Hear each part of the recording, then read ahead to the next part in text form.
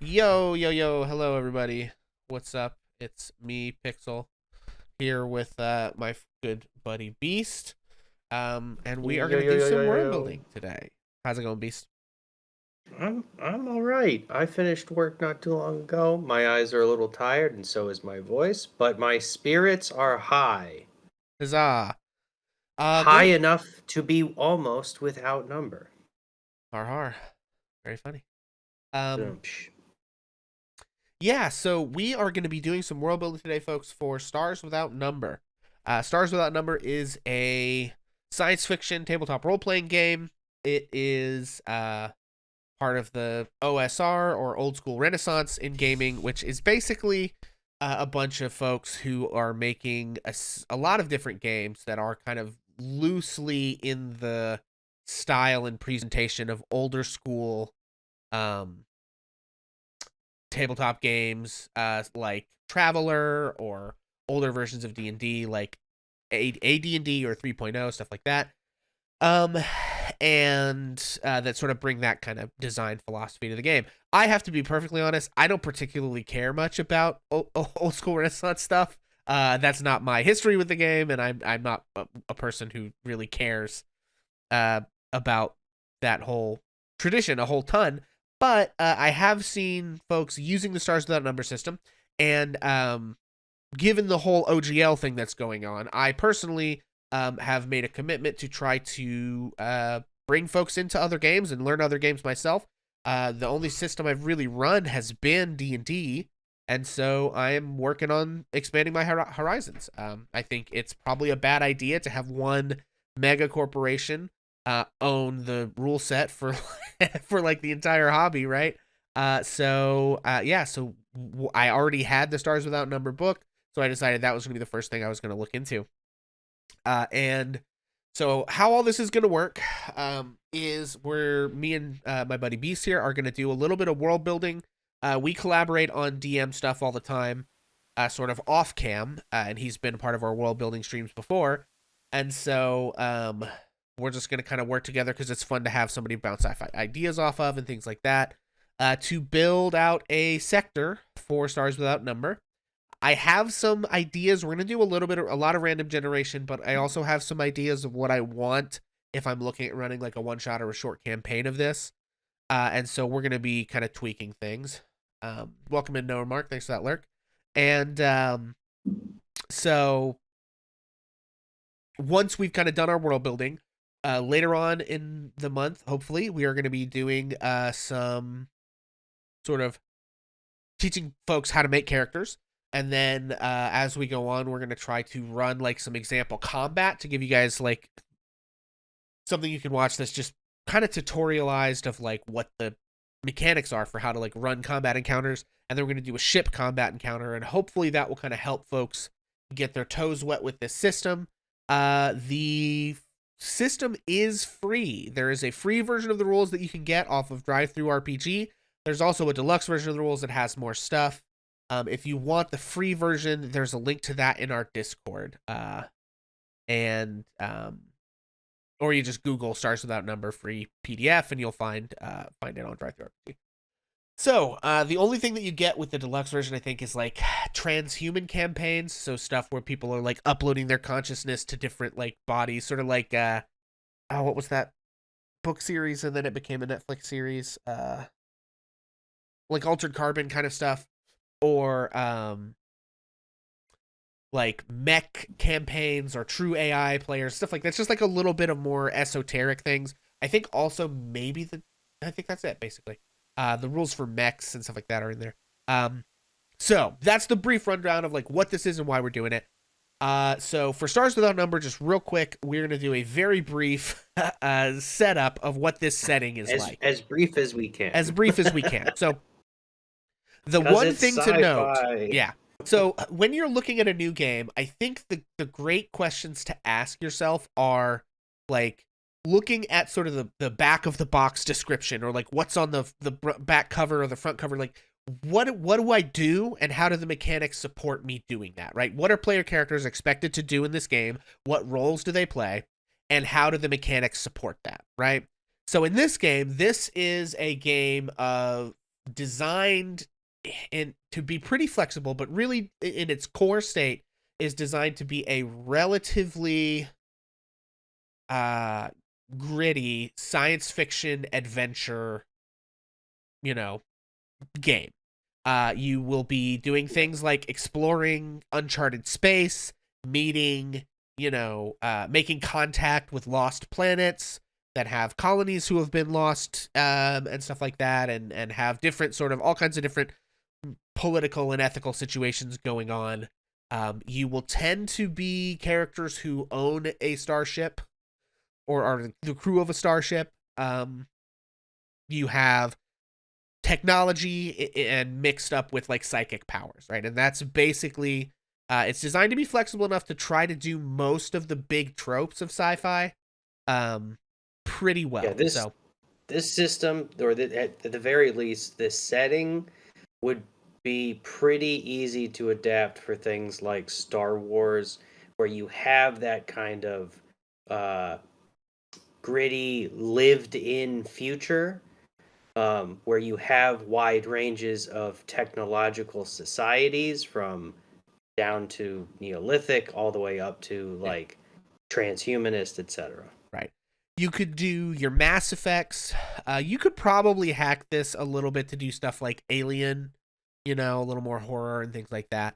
Um, So, all that having been said, that's like the what the game is trying to accomplish. In terms of the setting, really really quick rundown. In the 2600s, the Earth is in the midst of a huge resource war. A mad scientist invents um faster than light travel, or discovers faster than light travel, invents, discovers, whatever, via a technology called the spike drive. Essentially, what the spike drive does is it transports a spaceship into what's called meta-dimensional space, which is kind of, imagine it like the fabric between dimensions, and the that space and time operate differently there. And so spaceships can travel faster than light because the space is folded and time works differently, whatever. So this guy invents interstellar travel and releases that information to the world, and you begin a period. They end their like internal resource war because now they can expand to the stars and get resources from multiple planets. Uh, and they get a certain distance from the Earth before they realize that, they can't really expand much more. Otherwise, they face the problem of not having the resources and ability to sort of maintain control and stuff like that, of these farther outer reaching colonies. They form a government called the Terran Mandate, which forbids certain things like unbraked AIs, and it forbids like human genome editing in certain senses, and some technology, and also forbids expansion beyond a certain perimeter. Eventually, 20 or 30 years after people start using these spike drives, uh, they discover that the exposure to metadimensional space causes some people to get psychic powers. Usually, the children of people who have been exposed to metadimensional energy, or children who themselves are exposed to metadimensional energy, have like a 1 in 10,000 chance of developing psionics. This is a thing about the original setting that I don't like a whole lot, and probably will want to change when I run stuff. But the idea of this is that the psychics channel metadimensional energy directly through their brain, and that this inherently damages the brain. And so it is, unless you are highly trained in a very specific way, if you channel psychic energy through your brain, you burn out parts of it, and essentially what happens is you either become a vegetable or a psycho. I'm not a super big fan of that setup, but that's neither here nor there. Eventually, people figure out how to control the psychic powers without destroying themselves completely, and they begin to develop technology based on these powers. This is called sci-tech. This leads to the creation of a whole lot of different stuff, advanced medicine and nanomachines and all kinds of crazy things. Very, very high sci-fi stuff. And then eventually they create jump gates, which are kind of like Mass Effect relays from Mass Effect, if you're familiar with that property. But they're basically like big gates in space that are operated by dozens to hundreds of psychics at a time. And these allow massive transportation of huge ships and goods much farther, much faster than the traditional spike drives. So it massively expands the range of human space. and there's kind of a golden age of human empire where they have colonized all these different worlds, and the trade and everything is so effective that they are able to specialize some of these worlds. They colonize worlds that really couldn't be self-sustaining in the first place, in terms of like their biosphere and all of that kind of stuff, because they can import food and stuff like that from other places. They have these sort of more agrarian worlds that maybe don't have like the resources that they would need to, manufacture a ton of like heavy industry, but they can focus on making food, and they can trade for their tech with like a more specialized tech world, stuff like that. This Yeah, goes it's on for a few hundred definitely years. big Dune vibes. Yeah, Like you have this psychic cabal which has enabled planets to be better connected through these intergalactic shipping lanes, and you have specialization, and you have these incredible rare resources that you're trying to vie for. So right. very much in line with that kind of vibe. Yeah, and so this is like a golden age of humanity. Out in the year, what is it? It's 600 years before the present. So I guess Well, I so guess it's present in this setting, I think is 2600. 3200, so Yeah. 2600. Yeah. So I was wrong earlier when I said it started in 2600. I think it starts in 2108 is when the initial guy invents the spike Not drive. That's long my now, bad. folks. Whatever. Sorry about that. Caveat from me. I had that date wrong. 2108, the guy invents the spike drive. All the other stuff happens in the year 26 something. Thanks for that resub bonus, mom. In the year 26 something or other, this sort of freak event happens somewhere from, it's called the Veil Nebula. There is this wave of energy that rips through metadimensional space. Nobody knows what its source was. It's too far away for people to get to. But basically what happens is it just blasts through metadimensional space. Any ships that were in metadimensional space when this happened are destroyed, and their crews are lost. And then all of the psychics whose brains are inherently connected to metadimensional energy and metadimensional space, all of them either go crazy or die. Which means that all the Psytech stops working, which means that the jump gates no longer work. So essentially, after, and this event is called the Scream. It's like a scream that rips through metadimensional space. Nobody knows where it came from or why. And the result of this is that the human empire collapses, right? All these highly specialized worlds, if you've got billions of people on like a world that was importing all of its food, they are absolutely hosed, right? They're done for. If you're on an agrarian world that didn't have a lot of your own tech, now you're locked on this planet, and you are probably going to regress to something like, at best, your technology is going to end up being like our modern technology, right? You're going to lose access to all this much higher tech stuff. And what essentially happens is that all the core worlds collapse, but the outer rim worlds of this whole galaxy empire thing that the humans have, the rim of human space tends to fare better in this situation because their worlds are less specialized because they don't have jump gates yet, basically. So they're still using spike drives, and they're still, they do lose access to like any trade and resources with the bigger empire back home, but they are in slightly better shape when it comes to maintaining themselves at the level that they're at. This leads to 600 years of what is called the Silence, where, basically humanity is scattered and spread out and not really in contact with each other and really struggling to make any kind of interstellar connections. Some places still have the spike drive technology, but also metadimensional space, it has been altered. So all the old charts that they used to have that would tell you how to get from one place to another don't work right anymore. So people are having to make new charts, and it's a whole deal. So there's 600 years of that, and then that is when the story begins, which is when the setting happens and our adventures are taking place in a world 600 years after this Scream, when humanity is just starting to put the pieces together of a more interstellar civilization kind of out in these rim worlds. So the premise of this game is that you create a sector, which is essentially all of the distance that you can, like this interstellar distance you can reach with the older technology.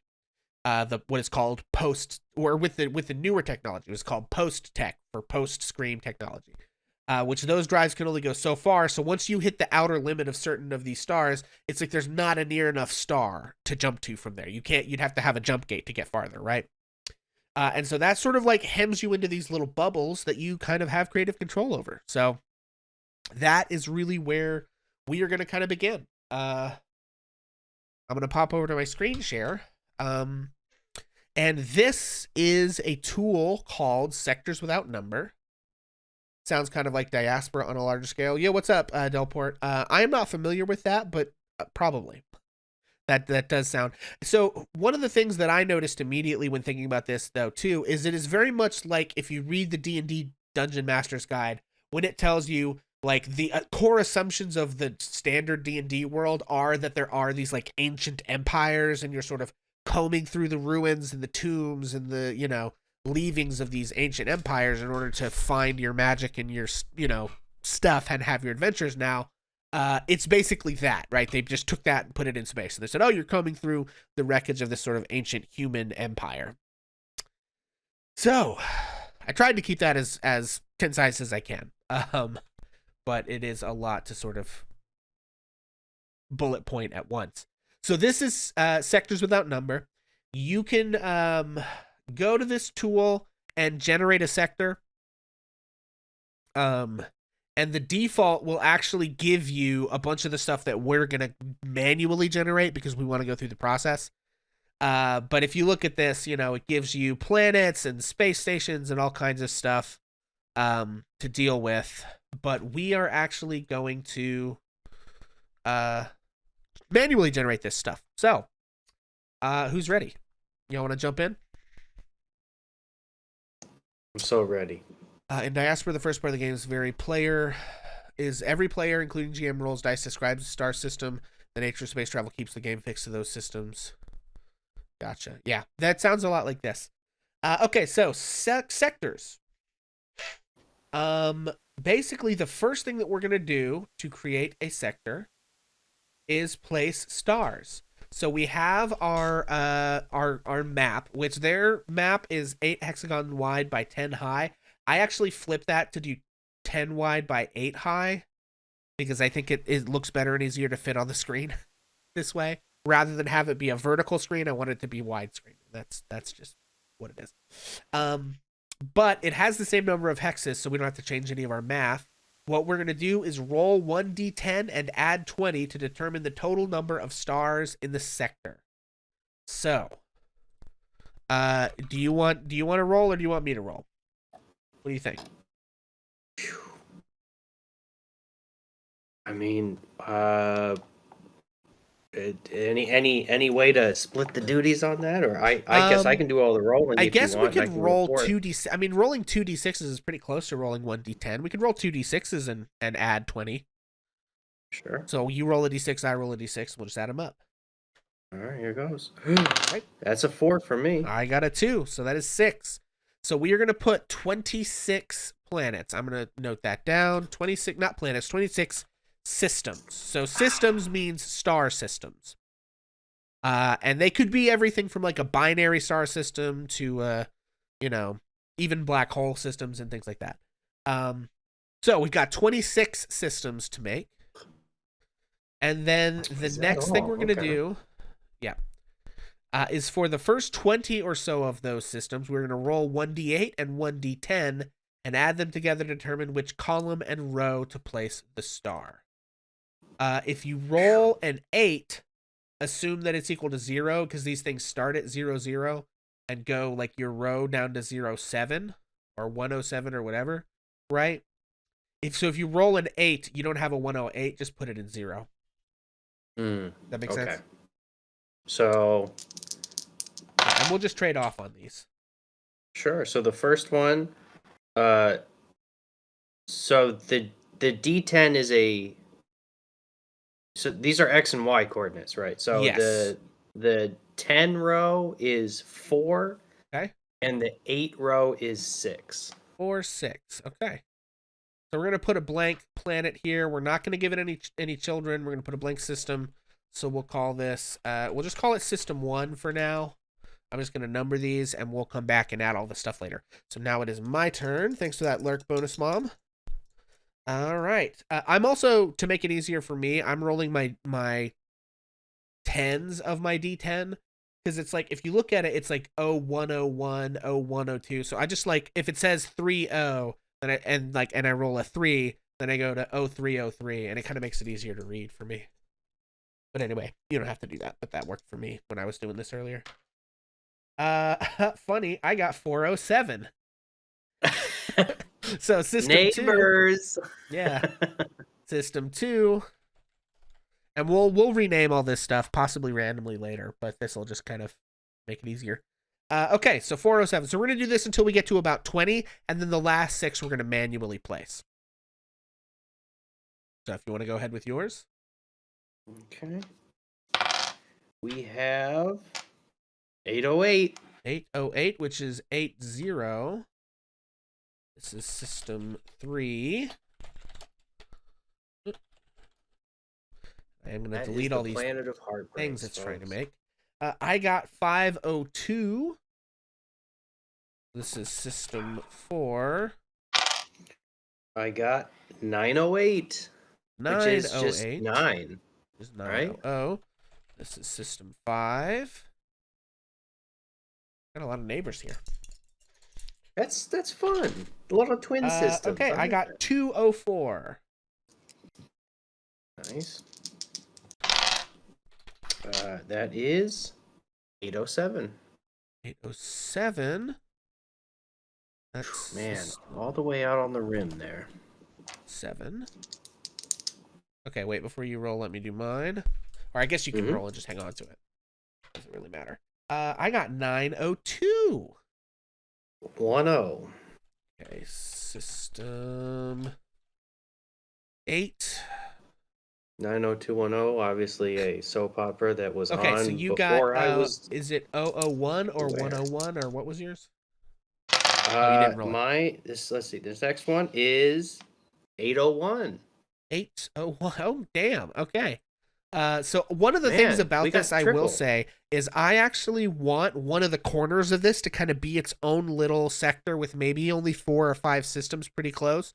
And then I want it to like have a bit of a gap between it and the rest of the sector because I specifically want to do something in a somewhat contained part of the sector and then open up the rest of it later if I run a small campaign in this at some point.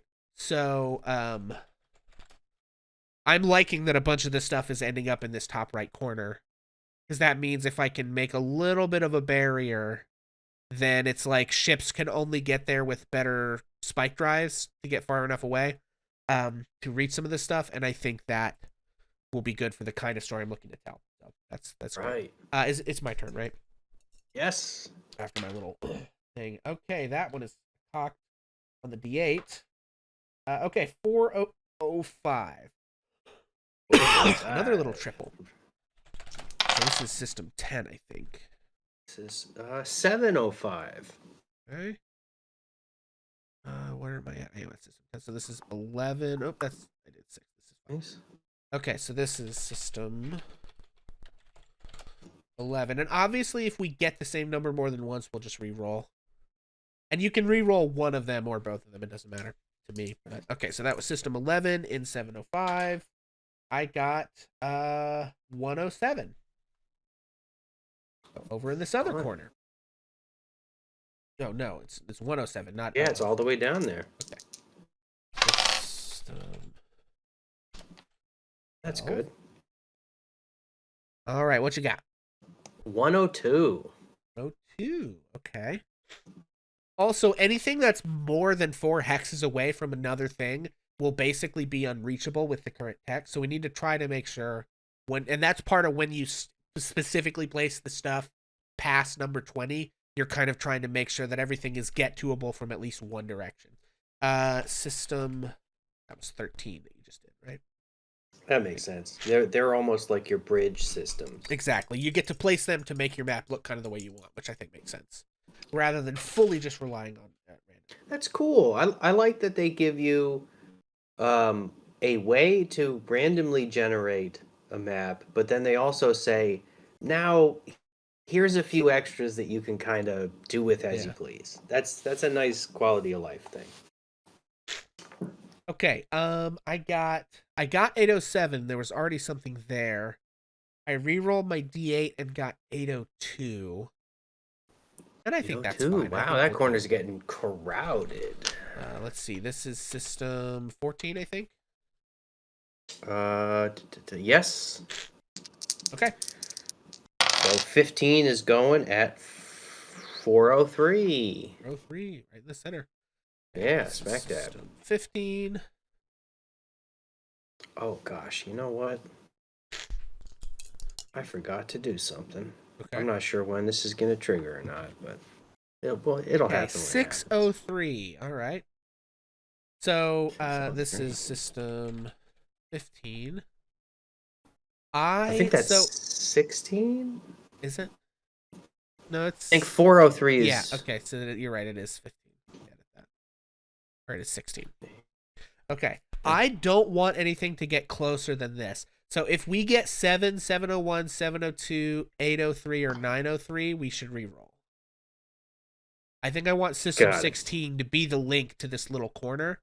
Also, I guess if we get 0600, any 600 through 601 and 700 through like 703, I kind of want to keep Right. that like 2 hex gap between this little corner and most of the rest of this. So we're going to start All right. curating this a little bit at this point. Ooh, I got 003.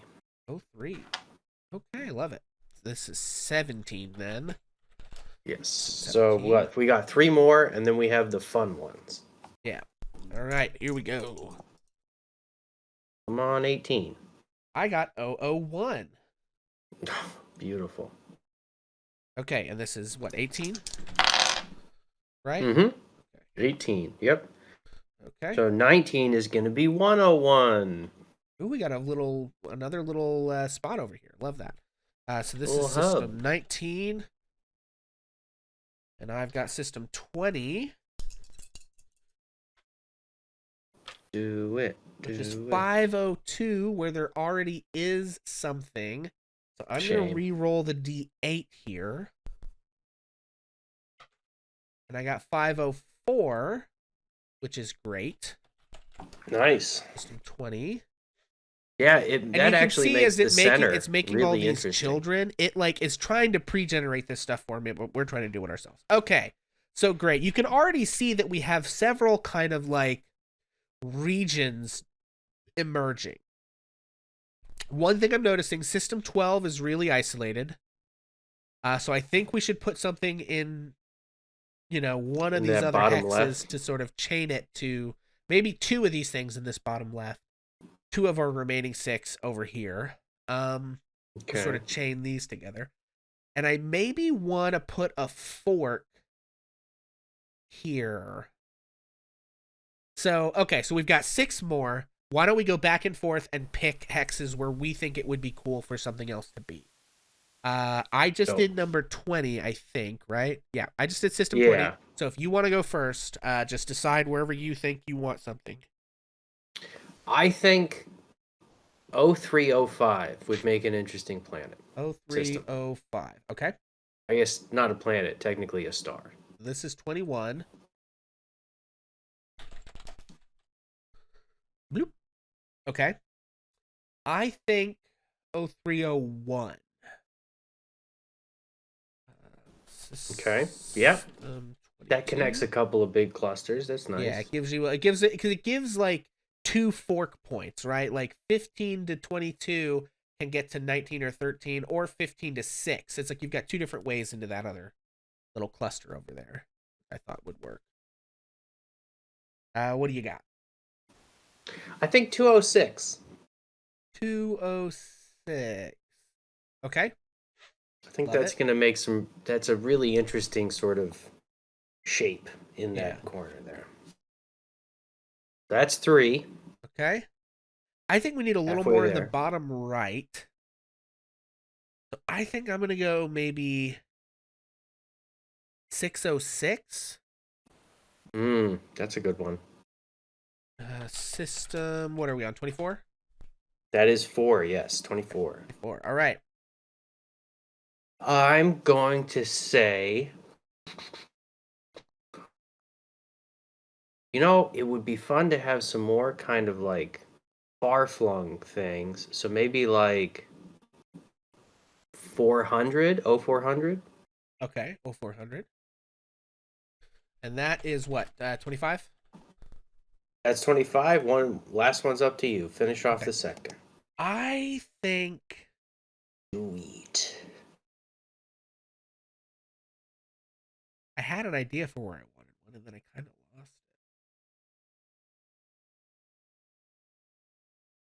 it. I think I'm going to do 007.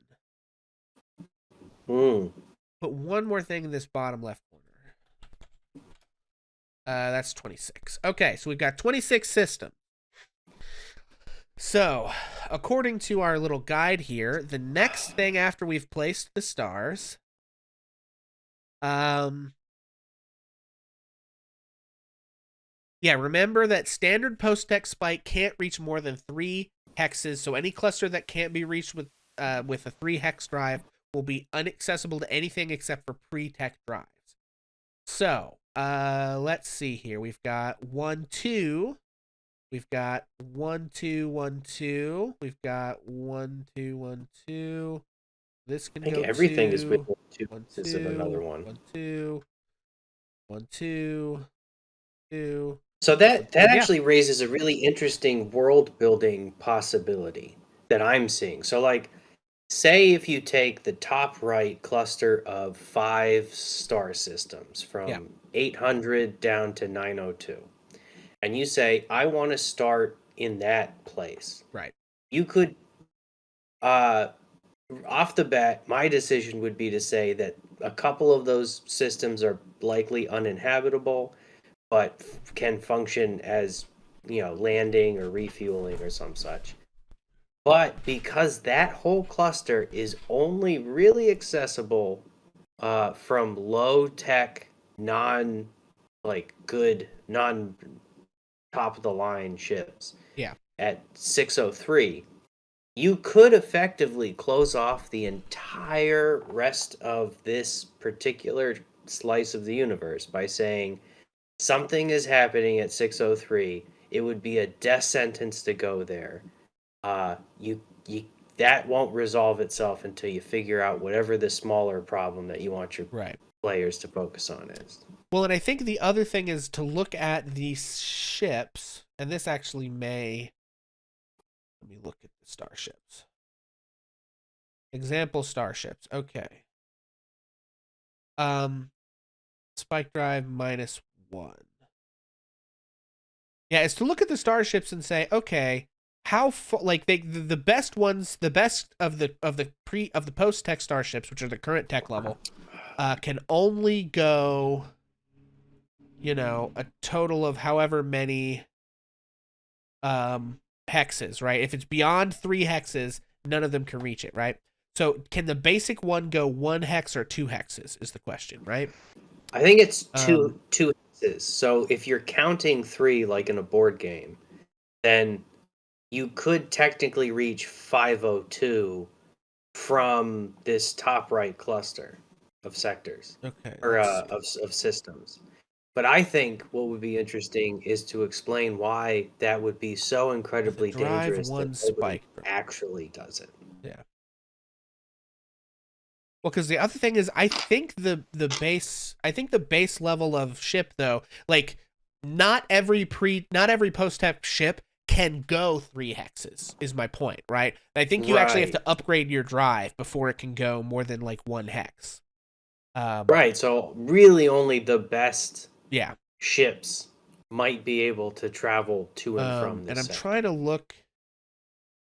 Speed is the relative combat speed and maneuverability, pilot skill, armor, hit points, crew, armor class, power, mass, hard points, class, all types. Okay. Base hull with a drive 1 spike drive. The thing I'm trying to see is what does what does a drive 1 spike drive mean? Okay. Right. Okay. Drive upgrades. A ship can improve standard issue Drive 1 spike drive with additional phase filters and power throughput refinements. A captain needs to buy only the final creative drive desired. He does not have to buy upgrades sequentially. Okay. But what does a Drive 1... Okay. System drive. The ship's standard Drive 1 spike drive is removed and replaced with a different propulsion system. Ship is still treated as having a Drive 1. But what does the Drive 1 mean mechanically, please? Spike Drive 1, Spike Drive 1, Spike Drive 1. Spike Drive 1. Okay. Thus, a Drive 3 crossing 2 hexes would take 4 days. A Drive 1 moving to an adjacent hex would take 6 days. Okay. Space travel, making spike drills. Oh, okay, here we go. A spike drive has a hex range equal to its rating. A Drive 3 can reach stars 3 hexes away on the sector map.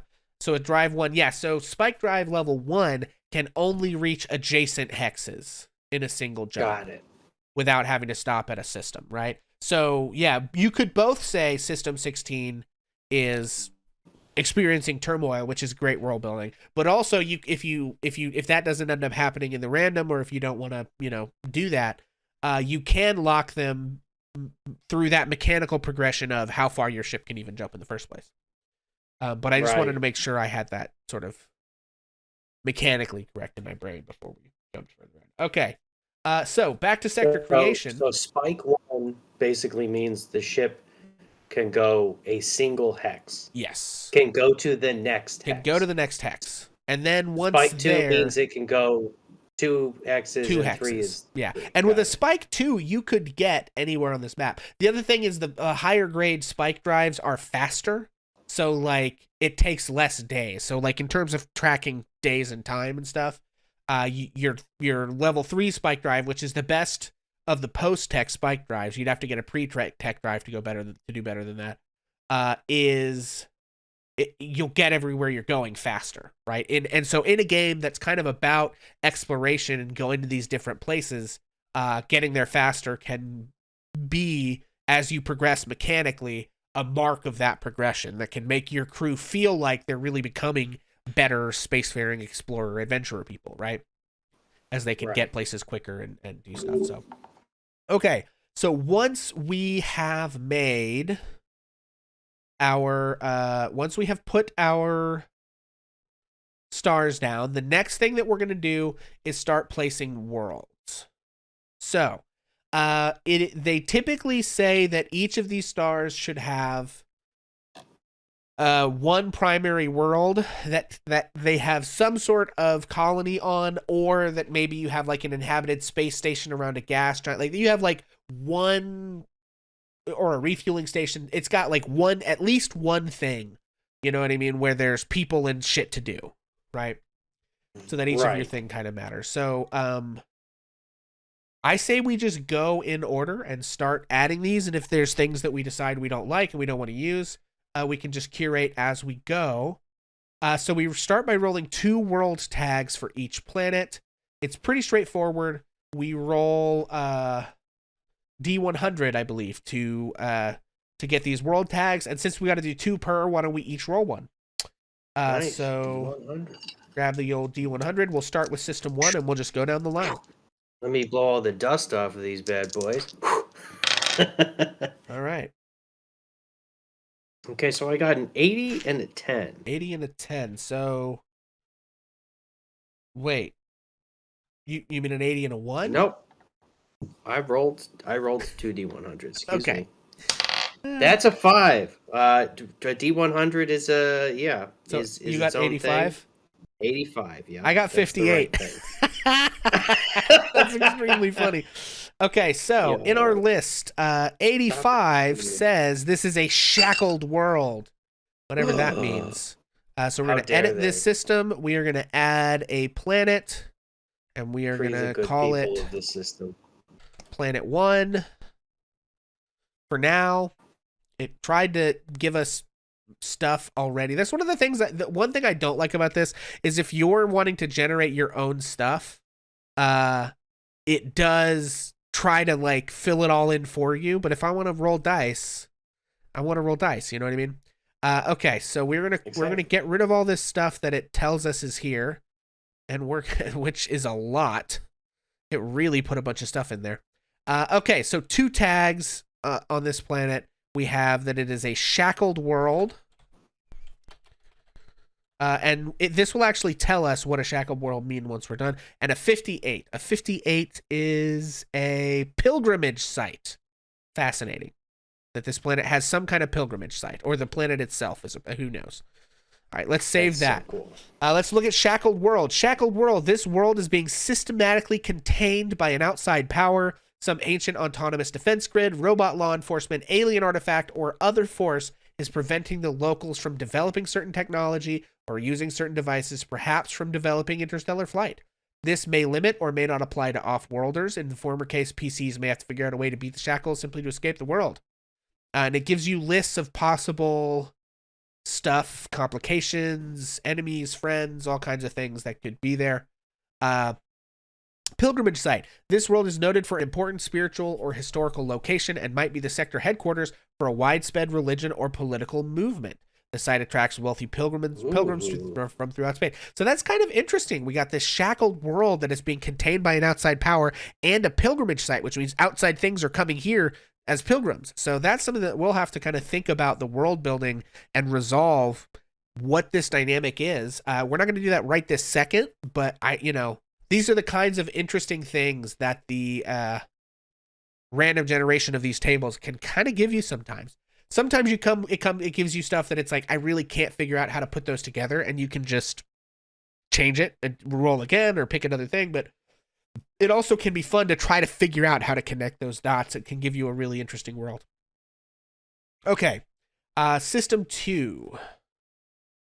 Let's give this sucker a planet. Call it Planet 2. For now, we will name all this stuff later. We're going to edit this.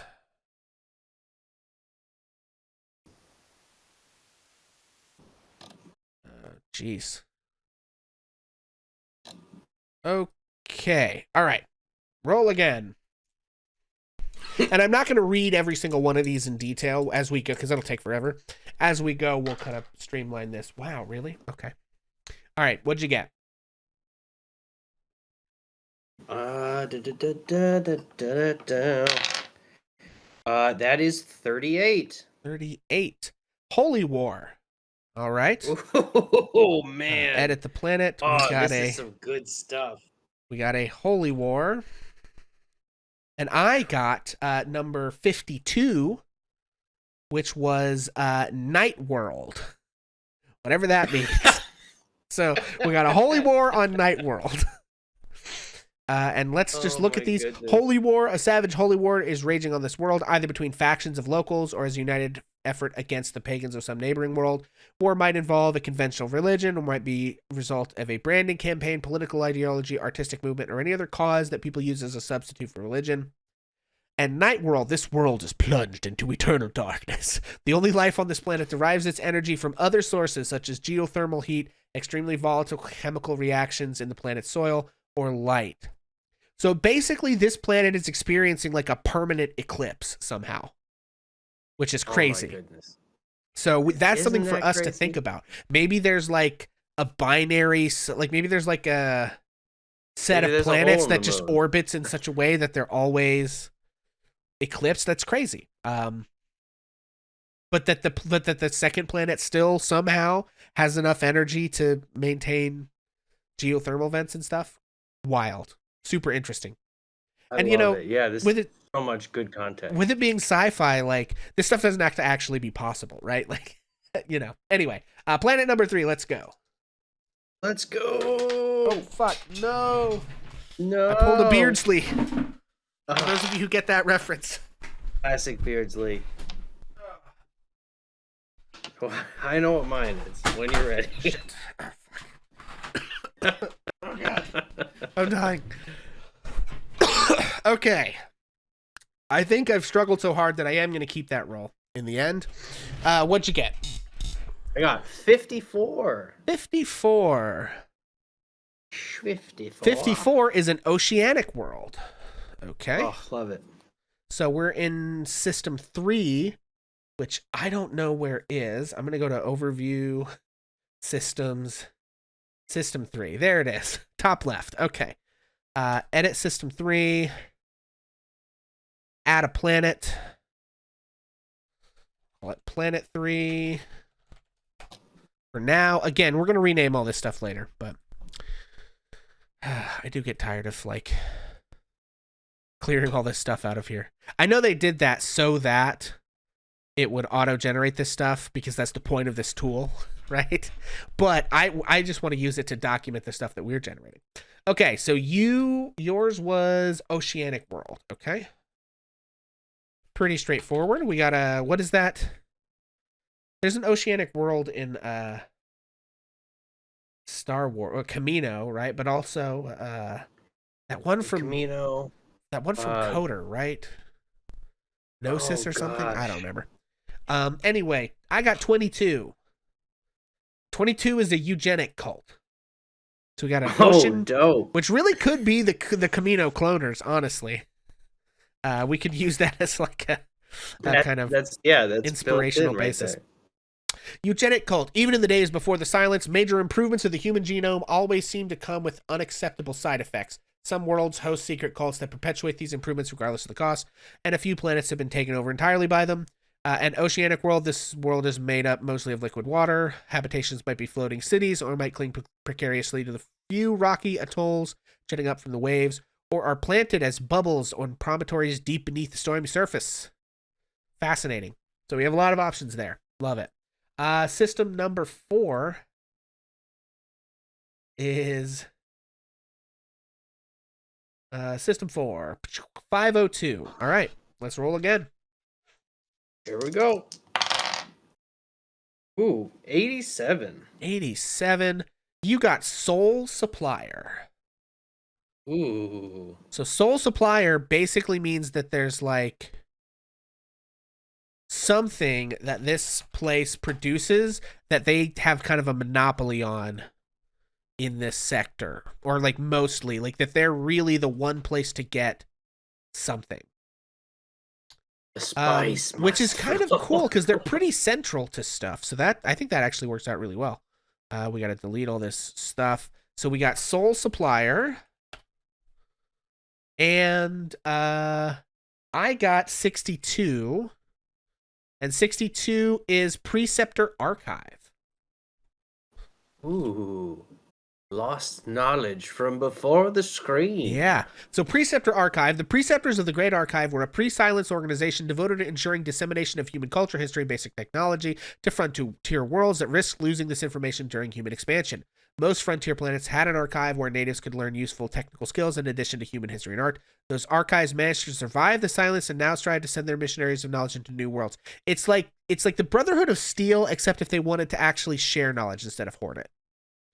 Right. Interesting. And then you will learn, or else. Yeah, and this place is not a shackled world. It was a Sole Supplier. Okay. Sole Supplier. Some extremely important resources exported from this world, and this world alone. It's unlikely that the substance is critical for building spike drives unless the world is also the first to begin interstellar flight, but it may be critical to other high-tech processes or devices. Locals make a large amount of money off of the trade. And it kind of makes sense if this is Preceptor Archive here. Maybe there's something that, like, you know, they would have access to, like, pre-technology knowledge, even if they don't have access to pre-technology tech, right? So that's kind of cool. I like that. Okay, number 5. We gotta go find number 5. Number 5 is 0900. This is the first thing we're doing up in our top right. I think our top right sector, I'm going to be honest, we're going to curate maybe a little more because I have some specific things that we want to do with it. But I think let's roll and see what we get, and then we'll kind of curate as we go. If we come up with things that really don't fit. Like what I just got might not fit. I don't know. But it might. Ooh. 96. 96. You got Utopia? Oh, I don't know about that. Okay. Yeah, if we give them a Utopia right off the bat, there's only one thing that can happen to that utopia that would drive this story forward. Right. Well, the other thing is you got Utopia, I got Hive Mind. So maybe this does work. Interesting. Because it would give you a like, oh, this place is great and everyone should want to live here, but then it gives you that undertone of horror, Praise really. him for allowing us to wake up every day. Yeah, exactly. So we're gonna take that for now. We might change this later, but Utopia and Hive Mind. I almost feel like we should have an AI on this planet Ooh. to run the Hive Yeah. Mind. You know, I don't think it's Of gonna be course. alien influence. I think it should be an AI. So I wonder planet tags. Is there a tag that has to do with AI? Yeah, I'm gonna put Unbreaked AI on here as well. We're gonna give it a third tag, just because I think that makes sense. So, okay, System 6. Oh, actually, System 3. How do we miss System 3? I must have jumped to System 4. Oh, I thought we did System 3. Weird. Yeah, we can go back. Yeah. Wait, what? Okay. Yeah. Okay, so let's do System 3 because it would be the next thing that we have in our little corner there. All right. What you got? 23. 23 Exchange Consulate. Okay, very cool.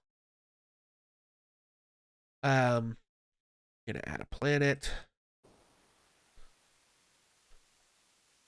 Oh, we have 2 Planet 3s now. Hang on. Planet 3.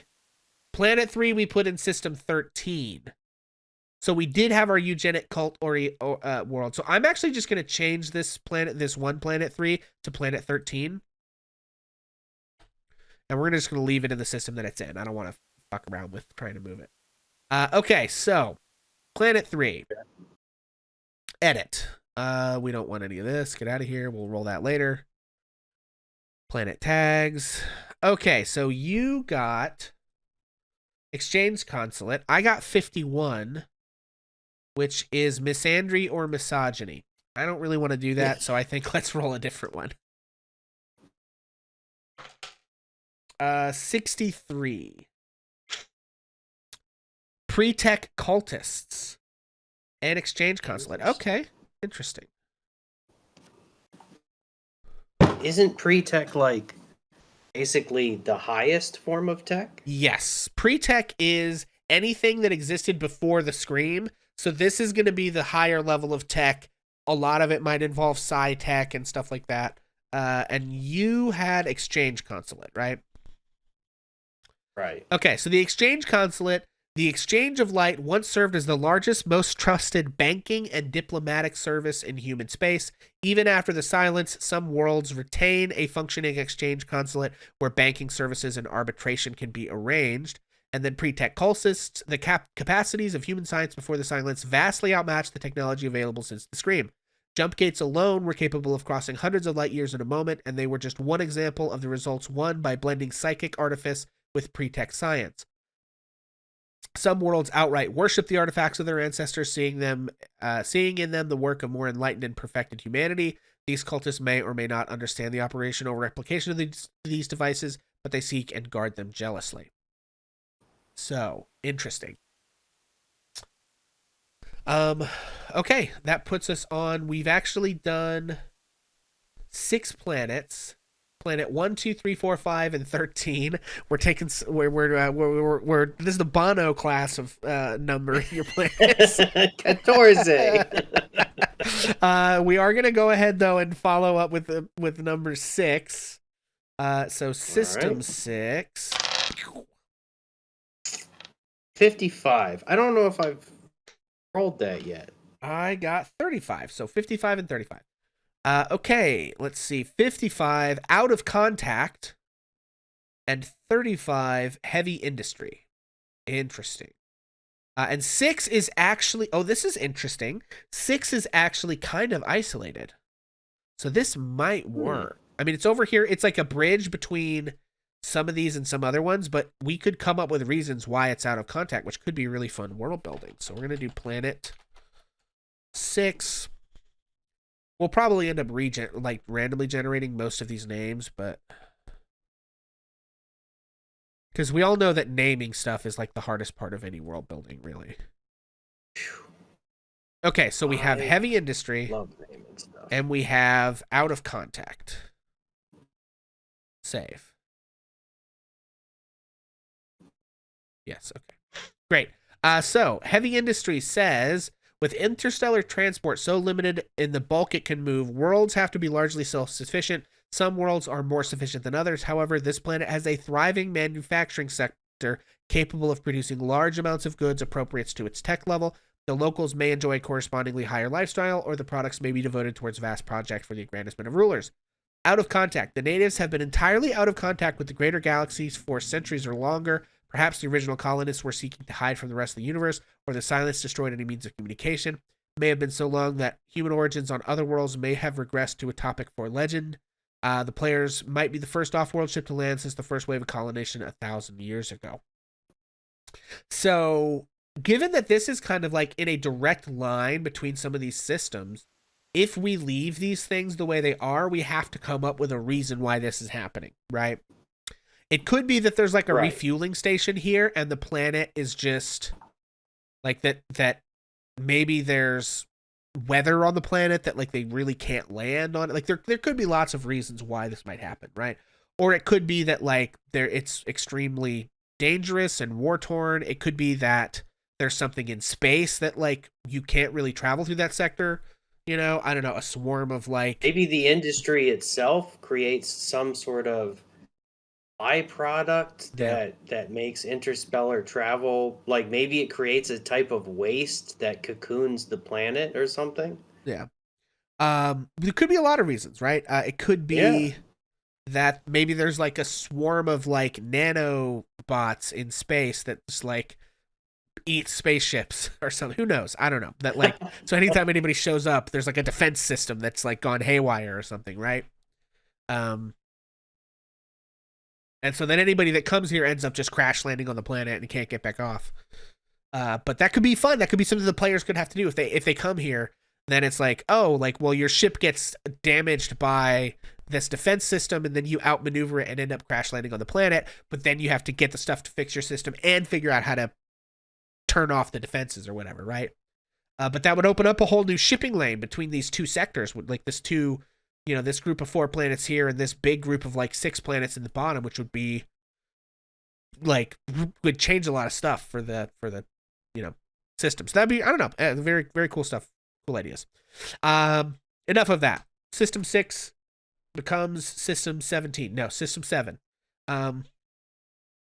Which is in the bottom right, probably one of our most isolated systems. System 7 and 25 are the ones that are really outliers here. Let's do it. Let's do it. 85. Did I think I rolled that. You already. did, yeah. You got Shackled World. I got 82. Shackled World and Secret Masters. I think that's actually kind of interesting. I think that works, yeah. Edit clearly a reason why it's an absolute backwater, right? Nope, we're gonna call this Planet 7 for now. Like I said, we'll regenerate that stuff later. Oh, it's funny. They actually got Secret Masters already as their tag. I don't even have to change that. The other one was Battleground, but we'll call this was it Shackled World? Shackled World, Secret Masters. Secret Masters we haven't gotten before. Shackled World you do know about. Secret Masters, the world is actually run by a hidden cabal acting through cat spawns and the visible government. For one reason or another, the group finds it imperative that they not be identified by outsiders, and in some cases, even the planet's own government may not realize they're actually being manipulated by hidden masters. Very cool. I think those work together really well. System 8. We got 57. 57 and 66. Let's see what we got. This is Planet 8. Edit.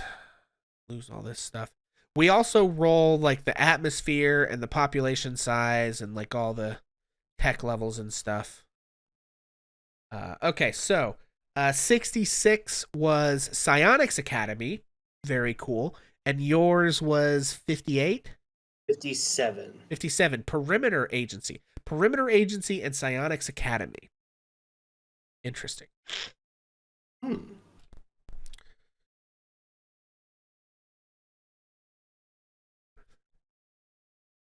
Okay, let's read this. Perimeter Agency. Before the silence, the Perimeter was a Terran-sponsored organization charged with rooting out Maltech. Maltech is extremely dangerous technology. Things like unbraked AIs, unbraked as in without brakes, which means like fully, like the AI can Like do sentient and fully independent. like sapient AI can do whatever it wants, basically with no Nice. limits on its programming. Or things like nanobots or like weapons of mass destruction, planet crackers, like the Death Star is a Maltech, right? Um, Gotcha. Bioweapons that would wipe out an entire planet's biosphere, all that kind of stuff, right? Oh, it gives us examples of this. Unbreaked AIs, genetically engineered slave species, nanotech replicators, weapons of planetary destruction, etc. The Perimeter hunted down experimenters with great indifference to planetary laws. Most Perimeter agencies collapsed during the silence, but a few managed to hold on to their mission, though modern Perimeter agents often find more work as conventional spies. So what's interesting here is if we leave these, we have a Perimeter agency here, and we have an unbraked AI 2 hexes north with this hive mind utopia thing. So that could create an interesting little wrinkle in this zone, although maybe not the wrinkle that I want created in this zone. So maybe we'll deal with that. But I do like this Psionics Academy. This world is one of the few that have managed to redevelop the basics of psychic training. Without this education, a potential psychic is doomed to either madness or death. Again, I actually don't like that. But whatever. Unless they refrain from using their abilities, psionic academies are rare enough that off-worlders are often sent here to study by wealthy patrons. The secrets of psychic mentorship, protocols, techniques that allow a psychic to successfully train another are carefully guarded at these academies. Most are closely affiliated with the planetary government. So, we'll see. We'll see about that planet. But let's see. Next, we have Planet 9, which Let's is do it. also in this zone. Actually, it is, and I think I want Planet 9 to be the regional hegemon. So I am actually just going to go ahead and add that tag. Not a system tag. I want a planet. Hang on. Planet 9. I want this planet. So one of the things that I want to do is I want to do a story in this sector that has to do with like corporation and mining and some other stuff. Um, and so I want this planet to be like the central world of that. So I'm gonna go ahead and just add Okay, George Lucas. regional hegemon. Okay, so what did you get? 49. 49. I got 15. So 49 is mercenaries. Okay. And Ooh, now we're 15 talking. is cultural power. Okay, that works for me. A warlike people who have existed here for 8 eons since the Mercenary scream, and who come at the highest price. cultural power. All right, let's look at these. Cultural power. The world is a considerable cultural power in the sector, producing music, art, philosophy, or some other intangible that their neighbors find irresistibly attractive. Other worlds might have a profound degree of cultural cachet as the inheritor of some venerable artistic tradition. Mercenaries. The world is either famous for its mercenary bands or is plagued by countless groups of condottieri. I don't know. In service to whatever magnate can afford to pay or bribe them adequately. Okay. I like that. I think that works. I might just delete cultural power and leave it as regional hegemon. But anyway, Planet Well, 9. to me, I feel like the cultural power aspect should be tied up in their mercenariness. Yeah. Okay. System 10. Now, so I feel like there are a couple of like big regional factions. Like if I'm just looking at this map, there are a couple of I think there's 3 big regional factions. I think there's one centered around System 9, one centered somewhere in either 10, 21, or 1, and one centered in like 19 or 13. What do you think about that? Let's see. So So, big factions, there's like a big faction that controls basically all 5 of these star systems in the top right, more or less. There's a big faction that controls pretty much this whole central, from like system 23 to 20 and system like 10 to 2, like that whole zone. Unless that's like a mhm. conflict area and there's like a warring faction there. I don't know, maybe. Like two different groups. Yeah, I was thinking that Um, with a spread of planets like that, it might actually be more interesting to say something like um, System 23, System 20, and System 2. The all of the outermost planets have some sort of regional power, and they all extend their influence to the next adjacent sector. So 3 independent sectors, and none of them maybe have. Maybe there's some sort of cosmic accord, um, some sort of like oh, I triumvirate. get it. I get it. You know what else could be Uh, interesting would be to have one where it's like system 20, 24, and 11, and 23, 26, and 12. And then maybe, oh, interesting. and then Okay. that middle one could maybe be split up. But Oh anyway, yeah, like maybe the middle planets are a battleground between two superpowers vying for control of the yeah, like cluster. maybe system 10 is this like crossroads, right?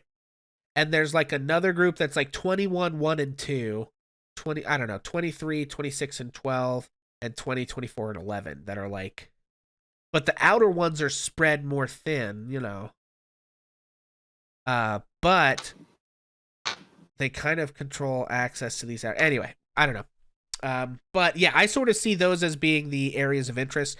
I think there's this 3 set group here of like 15, 14, and 16. I don't think they are as major of a power, but I think they're important because they're the only link to all this shit happening in the top right. You know what I Right. mean? I agree that those 3 planets, Warhammer 40K. What's 15, up? 14, What's up, Daniel? Sorry. there really should be kind of a Swiss neutral zone. Yeah. That they're because they're the like you said, they are the linchpin through which the And this rest is of the this one galaxy is a exists. has a planet that is a sole supplier and a preceptor archive too, right? So that kind of makes sense that there's this like, I don't know, crossroads economic thing, and they don't get involved in like this Mhm. factional shit happening in the south.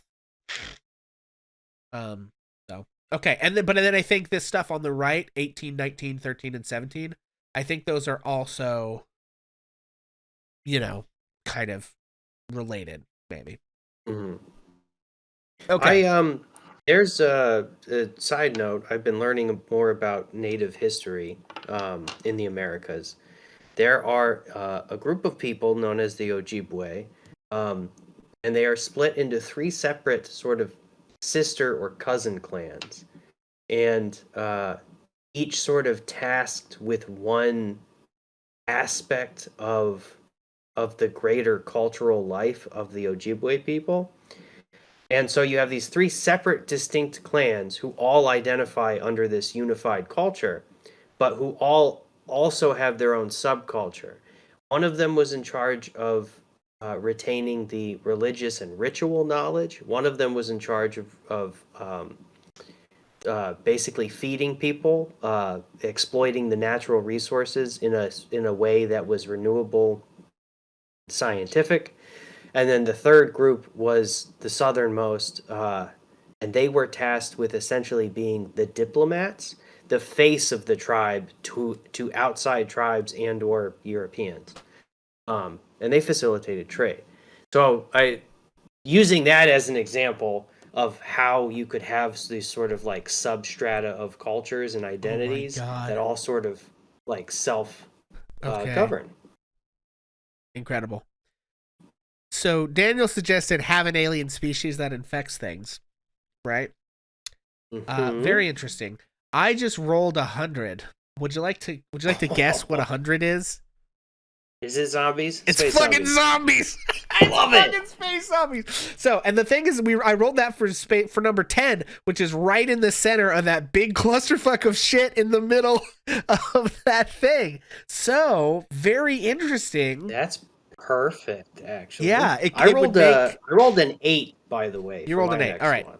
So let's look at this thing. 8 and What kind of 100. zombies? That's unreal. That's so funny. Okay, so we got zombies. Oh no, I want a planet. This is planet Prophetic. 10. It really is very Absolutely funny. prophetic, Daniel. But that's cool because it gives us a reason for like why this is an area that Contested. like contested, and that maybe the zombies are a result of the contestation, right? You know what I mean? Okay, so you rolled. You said an 8. Yeah, 0, double 0, 8. 8 is battleground. Perfect.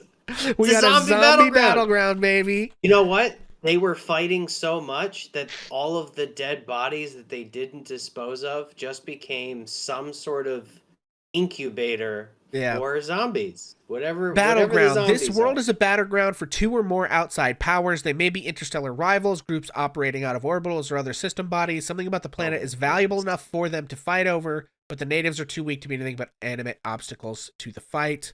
Zombies. This minute may not take the form of shambling corpses, but some disease, alien artifact, or crazed local practice produces men and women with habits similar to those murderous cannibal undead. Outbreaks may be Unreal. regular elements in the local society, provoked by some malevolent creators or consequence of some local condition. Yeah, I think that like it's a huge battleground, and I think one or the other of the sides like released some kind of psychic thing or alien thing or nanomachines or something, right? That like infected all the corpses of the huge battles, and then they started being zombies. So it's like now they still fight over the planet because I think it is like strategically important in terms of just its location, right? But Right. like, but now It's both sides have to deal with zombies. That's so fucking cool. right. That's so fucking cool. Oh Love my it. god, that's This is the incredible. magic And of dice, and folks. also, I don't know if it's gonna if you can see this. There it is. That's the 0 zeros. There's the 100 right there. That is fucking legit. Oh my god.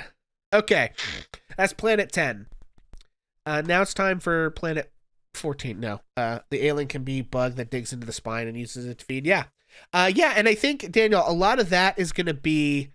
We got 26 planets to come up with like rough ideas for, and then in a future section we'll dig down more. But I do, yeah, definitely alien bug that co-ops your spine. This is the 10 words or less challenge. Yeah, right. This is the point where we're just like throwing all the spaghetti at the wall, and then we'll kind of dig into exactly why and how all this shit's happening. Probably. Can you do next week, or do we need to skip a Me? week? Yeah, for like Ah, next yeah, Tuesday. I can do next Tuesday. Cool. I Okay. am suddenly bereft of a home game, so I will be happy to occupy my time otherwise. Okay. Also, one thing I like now that I'm looking at this with this System 10 issue, I think I like the idea of System 21 and 23, System 1 and System 2, and then System 20, 24, and 11 being factions. Mhm. And then 26 and 12 can maybe be factions. Maybe they're warring with each other. I don't even know, right? But like I like the idea of having like 3 regional powers kind of contesting that one zone. And then if they get that, they'll move on to contest the other stuff, but it's like that's the main battleground right now. So that's what I'm thinking. We'll see how it all plans out. Although systems 1 and 2, we have Pilgrimage Site and Shackled World on 1 and Holy War and Night World on 2. So maybe the part of the Holy War has to do with the zombies, and maybe part of the Shackled World has to do with the Holy War people from the System of the South. Anyway, that's all stuff for later. Maybe systems, maybe the other two powers, sort of Cold War style. Maybe this third power on System 2 ended up with some sort of internal chaos that took it out of the war. Maybe. Or maybe they're like Maybe they're like those that church of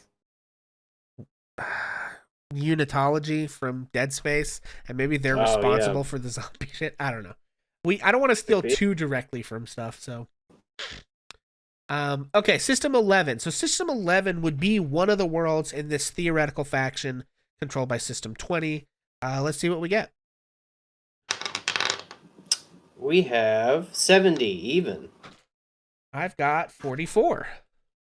This is Planet 11. Edit. God, I gotta delete all this stuff every single time. I wish I could just set it to give me blank stuff, but you know. Okay. So you said you got 70 even. Mm-hmm. The 7 red marker. 0. 70 is a radioactive world, and Classic. 44 is a major space yard. Okay. So maybe It must be. I'm guessing that the radioactivity has something to do with a high concentration of space fuel. Yeah. Major space yard. And maybe like it's a space station that happens like it's in orbit or something, and that like maybe the planet is kind of like a junkyard planet, or like the space fuel like I don't know, Oh, like the maybe. planet's heavily polluted. I don't know. We can do a lot with that. That's System 11. System 12 is in the bottom left. Let's see. 47. And I got 73. Okay, 47 is man-eaters. We got cannibals, baby. Nice. All right, planet. We'll call this Got a little 12. Oh my gosh, what do they call it? Lean pork? Long pork. Long pork. There we go. Okay. A common euphemism for human flesh. Okay. Man-eaters. Man-eaters. Or anyone who needs some extra phrases in their phrase book. We got man-eaters and restrictive laws. So you have to eat people. Timmy, you are not allowed to leave the table until you have finished your helping of neighbor. Right. The locals are cannibals, either out of necessity or cultural preference. Some worlds may actually eat human flesh, while others simply require the rendering of humans into important chemicals or pharmaceutical compounds, perhaps to prolong the lives of ghoul overlords. This cannibalism plays a major role in society. Nice. And restrictive laws. A myriad of laws, customs, and rules constrain the inhabitants of this world, and even acts that are completely permissible elsewhere are punished severely here. The locals may provide lists of these laws, but this few is an non-natives. April Fool's planet. Yeah. Jeez, we got a Soylent Green April Fool's planet here. Everything bad is good here, and everything good is also good, but in a bad way. Right. Okay, that was 12. We're on to lucky system number 13, which is our first system, I think, in the top left here. Oh, no, we don't have 13. 13 already has a eugenic cult and is an oceanic world. We accidentally did that earlier. So we're on to 14, which is also in our right system. Starting here. Cluster. Yeah. All right. So let's see if this is anything good. 78. Okay, this is planet. Was a very good. What is this? Planet 14. Nope. Edit. All this junk. Okay. So you got 78. Yep. 78 is ritual combat. I got 53, which is nomads. Oh, that's so cool. Interesting. I love it. We got ritual combat, wandering tribes, and we have nomads. Supremacy. So I think we can go ahead and set the tech level of this planet to tech level 2. No, tech level 0 is like Neolithic. Tech level 1 is like medieval. Yeah, which would encompass everything from like medieval European. It's like anything that was happening in the globe between the years of like 800 and 1200 or so, or 1800 and 1400. Right? I think about 1400. Yeah. So you have very primitive gunpowder ballistics, very primitive one-shot type muzzle Yeah. loader stuff. So And then you have wandering nomads who commence ritual combat. yeah. And I Love it. think while we're at it, atmosphere is breathable mix. Temperature is gonna Is this be yeah. I think this is Dune. Except let's not do Dune, right? Because let's do something that's right? like There's flavored no that way. spice here. We So just let's like to make it kill each let's other. make There's it a lot of cold Dune. rules. It's cold Dune, okay? So it's a cold What are planet. they? The What are they? biosphere is It's drift. It's human welcome to miscible. drift. The population is several million inhabitants. I think we can just finish this planet off real quick. Wait, do you have a system with wandering habitats which move between uninhabitable planets where they get resources? And the traditional method of resolving intercommunity is starfighter duels? Do I have what now? I'm not sure I understand your question, Delport. Do you have a system? We don't. We don't have a system with wandering habitats which move Yeah. between uninhabitable planets. We do not have any sector-wide nomads yet. Yeah, And so we far haven't each of gotten our far systems enough. only has one planet in them. Some of our important systems we may add multiple planets to, but right now we're kind of just going down the line and making like one main planet per system. For the moment. So Yeah, you're 3 steps ahead, Elbrick. System 15, also pretty central. It's next to the Preceptor and the Soul Supplier. Let's see what we get. Oh, nice. Okay, what'd you get? 69. Hey, nice. Nice. Big ships or mobile stations with no star drive. Gotcha. 69. This has to be on purpose. 69 is a quarantined world. They've got too many STDs. I got 30. We've got a quarantined world with freak weather. With freak, Wow. It's time to get their freak on, meteorologically speaking, and they're quarantined from all the STDs. You don't understand. Man. The weather will continue unless we get our freak on. Okay. Let's get rid of all this stuff. Bloop, bloop, bloop, bloop. Bloop, bloop. Bloop. Okay, so we got freak weather and we got quarantine world. So, freak weather, this planet is plagued with some sort of bizarre or hazardous weather pattern. Perhaps city flattening storms regularly scourge the surface, or the world's sun never pierces this thick bank of clouds. Quarantine world, this world is under a quarantine, and the space to travel to and from is strictly forbidden, maybe enforced by massive ground batteries that burn any interlopers. So this is interesting, because this is like the closest world to both 22 and 6, kind of, right? Like if you were trying to get to this top right little zone from the middle, you'd have to not go through system 15. You got to like go around, which massively like if you're in system 20, if you're system 10 and you want to go to system 13, you could go through system 6, although it is out of contact. So we know that it's like system 15 and system 6 are both like uh-oh. I flipped them. I don't want to do that. Are both like Over isolated.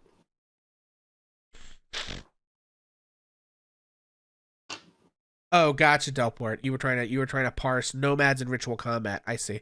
Yeah. I don't know. Could be though. I like the idea of like a space flotilla, kind of like a Quarian thing. Yeah. Got an idea generator here. Yeah. It's called Stars Without Number. You actually could use it just for this, honestly, if you wanted to.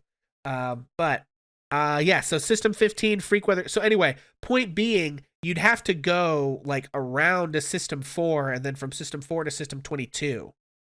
And system, yeah. So crazy. But that brings us to system 16. So let's see what we get. 16. Okay. 56. 56 is Outpost World. And I got 19, which is Desert World. So we got a Desert Outpost World. Speaking of Dune. Wait, where's 16? 16 is on the other side of System 4 in that middle Ah, cluster of there three. it is. So clearly, Okay. System 16 is where the spice comes from. Um, Spice must flow. this is a lot of systems for one game. Yeah, Delport. So it's a very exploration focused game, and the idea is for it to be really sandboxy so that it gives you a bunch of hooks, and your goal is not to like deep develop any of these hooks until you get players involved and the players start taking interest in stuff. And then it gives you, like, if we look Mm-hmm. at let's take that number 14, right? If we take number 14, it gives us a list of like possible enemy types, possible friend allies, right? Complications that could come up, things they could find, places where adventure could take place, and it tries to like seed us with these things for all, so that we can mix and match and take. Okay, they meet a free spirited young nomad. But ancient defense systems destroy anything that stays still too long, and his maybe there's like a sickness, and his people or her people are in danger of being, destroyed by some planetary defense system that's, ancient technology that they can't use anymore. And in order to convince them to be able to move, though, we have to, like, somebody has to defeat, the opposing faction in ritual combat. This xenophobic master fighter or ambitious gladiator stable owner. Maybe there's like a whole gladiator arc. I don't know. You know what I mean? So it's designed to like give the GM hooks to be able to spin adventure out of without having to develop full plot lines for all 30 of these systems, right? But it's designed for like um to have a broad but shallow pool of possibilities until you start to dig into any one place, and then as the GM you kind of like take stuff and run with it, and get your players kind of hooked into those different things. So but it is a lot of systems. Like 26 systems is a ton, but that's like you have to dig into the like what is the system trying to accomplish, and that sense of like exploring the wide open expanse of space, and there being some kind of adventure to find anywhere you go, and then giving the GM tools to make that easier than like, oh god, I have to like come up with something on the fly for any of these different places, right? Now, that being said, you don't have to run it that way, right? That's how it's really designed and what these tools are for. But if you want to design a really specific, much smaller sector, which is kind of what we're going to do to some extent in this top right corner, and curate that experience more to tell a particular type of story you want to tell, you can totally use the mechanics of the system to do that in terms of like character generation and combat and stuff like that, right? Broad but shallow made it more clear. And it's like, it's shallow so that you don't get overwhelmed feeling like you have to develop, like, I'm going to be real. I'm not going to develop a single NPC for System 4 or any of its planets until I have to, right? You know what I mean? It's like maybe I have a faction name and like an idea of what's going on over there, but it's almost like in D&D when you have like a country or a city on a map that you're like, yeah, that's over there, but I don't have to worry about that till players get there, right? That's Right. kind of what this is for. But you still want to have this idea of like presenting your players this big map to be able to say there's stuff in all these places you could go and find, and then as they tell you what they're interested in, you sort of dig in and you know and then during character creation you can hook them more strongly into different parts. Like if I have a player that comes to me who's like, I want to make like a warrior who's like obsessed with combat or whatever, I'd be like, oh, nomads ritual combat, like maybe you come from this society and you've been, you know uh selected, maybe part of the like the best combatant on the planet is selected, or the best combatants plural on the planet are selected by this hegemon who has all these mercenaries. It's almost like the Sardaukar, right, from Dune. As we're all going to Dune over and over again, but it's like, they have this like more kind of primitive planet that they're exercising control over, and they're like, yeah, the like whoever wins the yearly tournament or whatever the fuck, we take them up to be space mercenaries or something. And maybe I have a player that's their backstory, and I sort of tie them into, this is how you got to be that. You know what I mean? And that means that like I'm more likely to have adventure here. Or if I have somebody who's like, I play a character who has like fish biology or a fish genome or something, I'm like, oh, you come from the ocean world all the way across over here, right? And without me having to go into a ton of depth, I can know that. But then when that player is from there, I'm like, oh, okay, well, now these are the planets I'm going to dig a little deeper on right off the bat because I've got player ties to these different planets, right? And then also the players will help me do some of that world building as they give me backstories that have possible NPCs and possible factions I can pull from, et cetera, et cetera. So that's how I would use these tools as a GM, as we go. Okay, we've done 16 planets. Okay, these are not. Damn it. Don't need this research base. Hang on, there's some stuff in here that orbital. I don't need orbital ruins. Get out of here. I don't need this. I would also just say, as a general rule, Space station. from my perspective, I would let because this is a series of prompts which are randomized for you to, not spend too much time in your own personal decision matrix so that you don't get bogged down. Right. This is to make the startup of the game really, really fast while capturing that immense feeling of scale. Yeah. In the setting. Right. And like Pixel said, when you bring players into a game, into any RPG, I feel that it is the GM's responsibility to be involved in character creation. If someone ever comes to me and says, "Oh, I have a character made. I'm going to bring them to the next adventure," I'm always kind of confused. Like, well, what the hell do you want me to do? Like, I don't know anything about them.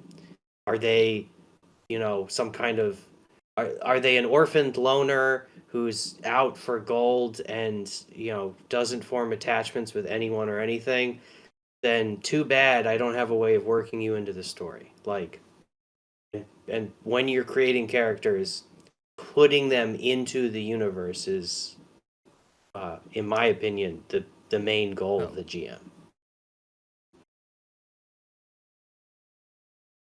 Oh, this is Planet 16.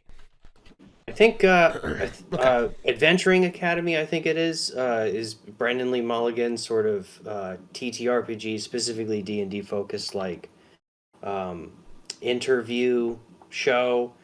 He has a bit where he talks about character creation, and he more or less says the same thing because his games are very narrative, and if you are running a narrative game, you have to be involved in your characters' creation and their lives and their place in the world.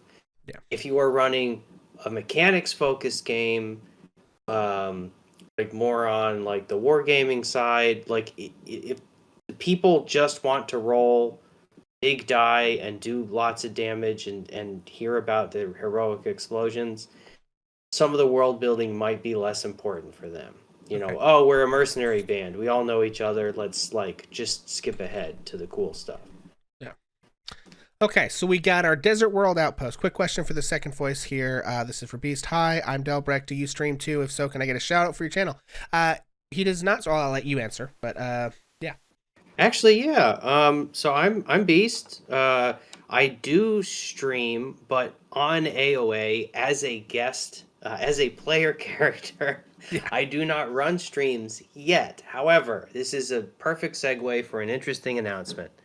Yes, I play Raz Hiskarus Tabaxi Valorbar. Thank you for noticing. I am working towards putting up what I would hope to be about a monthly stream, and I this is the first time I'm announcing it. Using the Kingdoms and Warfare rules, I am adapting those somewhat to my personal D&D focused setting, the Beast Wilds. I have just finished a private home game with some folks. We did a quick little recap in the Beast Wilds campaign channel that you can check out.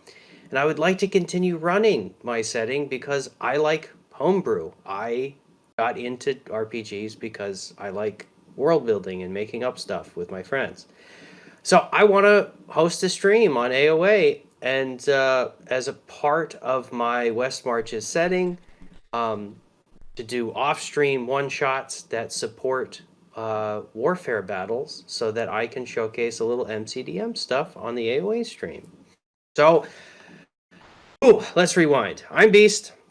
You can catch me on the Region of Bedegar streams every other Friday night, and I hope to be streaming soon on AOA as a streamer doing warfare stuff, which I will organize in the Discord. So thanks for that. Yeah, huzzah! Very cool. Um, yeah, and Delport said, "Oh, you play Roz Hiskers. I love your work." So, GG. Okay, so Roz is based on my cat. and Perdita is based on my cat. Anyway, so I rolled for System 17. I got a 34, which is Hatred. If you want to go ahead and roll yours for 17. I surely do. Hatred. 72. What do we got? 72 is Regional Hegemon. Love to see it. That works perfectly. Hegemonometeo. Uh, That's ancient Greek. For anyone. Okay, they are a regional hegemon. One of my favorite and they movies, have Hatred. 13th Warrior. So let's look at this. Hatred. For whatever reason, this world's populace has a burning hatred for inhabitants of a neighboring system. Maybe this eugenic cult over here. I don't know. And speaking of this, I actually think I want to scooch this up. Oh, no. You know what? Here's what I want to do. I think I just want to swap. Excuse me. Get out of here. Quit it. No. Stop it. Get over there. I want to switch these things around. Okay, there we go. I want this regional hegemon to be closer to these other two systems than it is to the eugenic cult. Because that seems like a minor faction that they're beefing with, basically, to me. So, anyway, that's neither here nor there. So, hatred. For whatever reason, this world's populace has a burning hatred for the inhabitants of a neighboring system. Perhaps this world was colonized by exiles. There was a recent interstellar war, ideas of race or religious superiority. Regardless of the cause, the locals view their neighbor and any sympathizers with loathing. And then regional hegemon has technological sophistication, national resources, and polity necessary to be a regional hegemon for the sector. Nearby worlds are likely either directly subservient to it or tacked carefully to avoid its anger, maybe even be the capital of a small stellar empire. So that's Planet 17. And I think they're in control of 18 and 19 as well, which we're actually about to roll all of those. So that's fun. Let's find out why. System 18. What do we got? I've got a 33. I got a 97. And a 97. 97 is Warlords. Nice. And 33 is Great Kittens. Work. Okay. Okay. This is 18. Edit. We want Planet. This is Planet 18. Wait, what was yours again? Great Work? Great Work. So that's like some kind monument? of something like that. Monument or artwork or statue or something. And you had Warlords. This kind of reminds me in Starstruck on Dimension 20. Their latest sci-fi, I think it was 2 seasons ago, maybe. There was a group of terrorists who were like Dadaist, like basically like nihilist, art punk terrorists, but they would enact terror crimes that didn't make sense as an art statement. Incredible work. Wow. Okay, so Great Work. The locals are obsessed with completing a massive project, one that has consumed them for generation. It might be the completion of a functioning space yard, a massive solar power array, a network of terraforming engines, universal conversion of their neighbors to their own faith. The purpose of their entire civilization is to progress and someday complete the work. And Warlords. The world is plagued by warlords. Numerous powerful men and women control private armies sufficiently strong to cow whatever local government may exist. On the lands they claim, their word is law. Most spend their time oppressing their own subjects and murderously pillaging those of their neighbors. That's real hard to reconcile with this facility being fully operational when your friends arrive. Because if they're all working together, I mean, we could go absurdist here, right? And do like Their great work is the largest performance art of piece of all time, which is called like the tragedy of endless war or something. I don't know, and the whole And society. they're all striving to have their interpretation Yeah. of it be the one that it's accepted by Or just like society. every time they do anything violent, it's also super dramatic. I don't know. That Right. gets a little bit It's all part of the too. great work. Yeah, that gets a little bit too slapsticky for me. I don't know. Hmm. I think we change one. I think we re-roll one of these. That's my advice on this one. That's fair. Uh, Which do you think is more interesting, Warlords? Excuse so me, or the Great Work? I think the we, Great Work is more interesting yeah, because that's a motive for a yeah, planet. That's a reason for them to and exist. also they're part of this other hegemon system. So it's like unless they're a bunch of like pirates that these people are basically that just have a deal with the bigger hegemonic power. It's like you guys can do what you want as long as you pay your taxes, kind of thing. I think let's keep great work. Let's re-roll the other one if you want to re-roll that since you had warlords. That is 39. 39 is hostile biosphere. Interesting. Maybe the Great Work is a geodesic dome or some sort of Hostile shelter. biosphere. Yeah, hostile biosphere. The world is teeming with life and it hates humans. Perhaps the life is Oh, xenoallergenic, forcing filter mass and tailored anti-allergens for survival. It could be that native predators are huge and fearless, or the toxic flora ruthlessly outcompetes Earth crops. I love Um, that. yeah, Maybe the Great Work is trying to get a pesticide that works long enough to not die. to have food, and in the meanwhile, they have to be subservient to the regional hegemon, who, you know, Who provides food. demands agriculture output. Something like that. Who knows? System Yeah. 19. Let's go. See what we got. 19. I got 30, which I think I've gotten 88. before. 88. Taboo treasure. I got freak weather, but I don't want. Let's do something else. Let me re-roll that. Taboo treasure. I got 003 instead, which is altered humanity. We have taboo treasure and altered humanity. Interesting. Interesting. Let's take a look at these. So this is planet 19. Taboo treasure. What could be taboo treasure?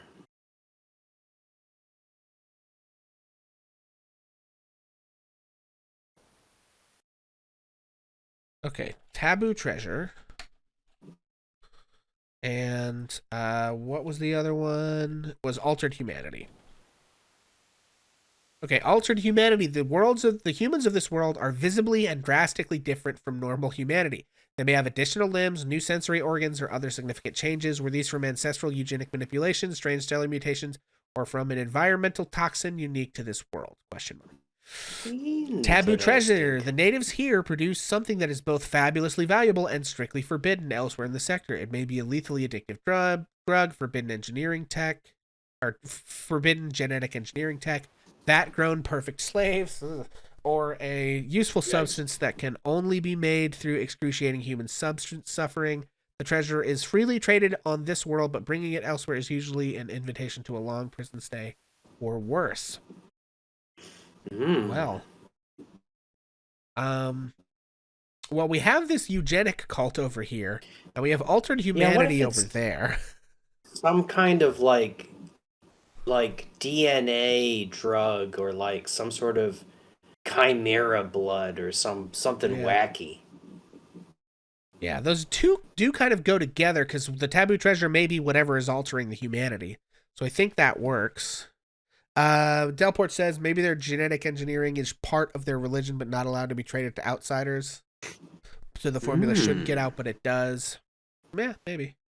And they're part of Well, there's a black market for anything, so right? System 17 is a regional hegemon, and their thing is hatred. So they probably hate this eugenic cult and this altered humanity. So maybe they just God, I hate to do something like this, but maybe they're just like virulently supremacist. They're like, you weird altered people are bad.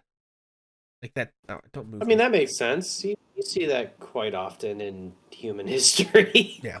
So I don't know. But we don't have to deal with all that in depth right now. That brings us to planet 20. 20. All right. Ooh, I 20. have just unlocked the secret to life, the universe, and everything. Okay. System 20. This is next to Zombie World, down in the bottom. Oh, really? Okay, what do you got? 42. 42, nice. Local specialty, okay.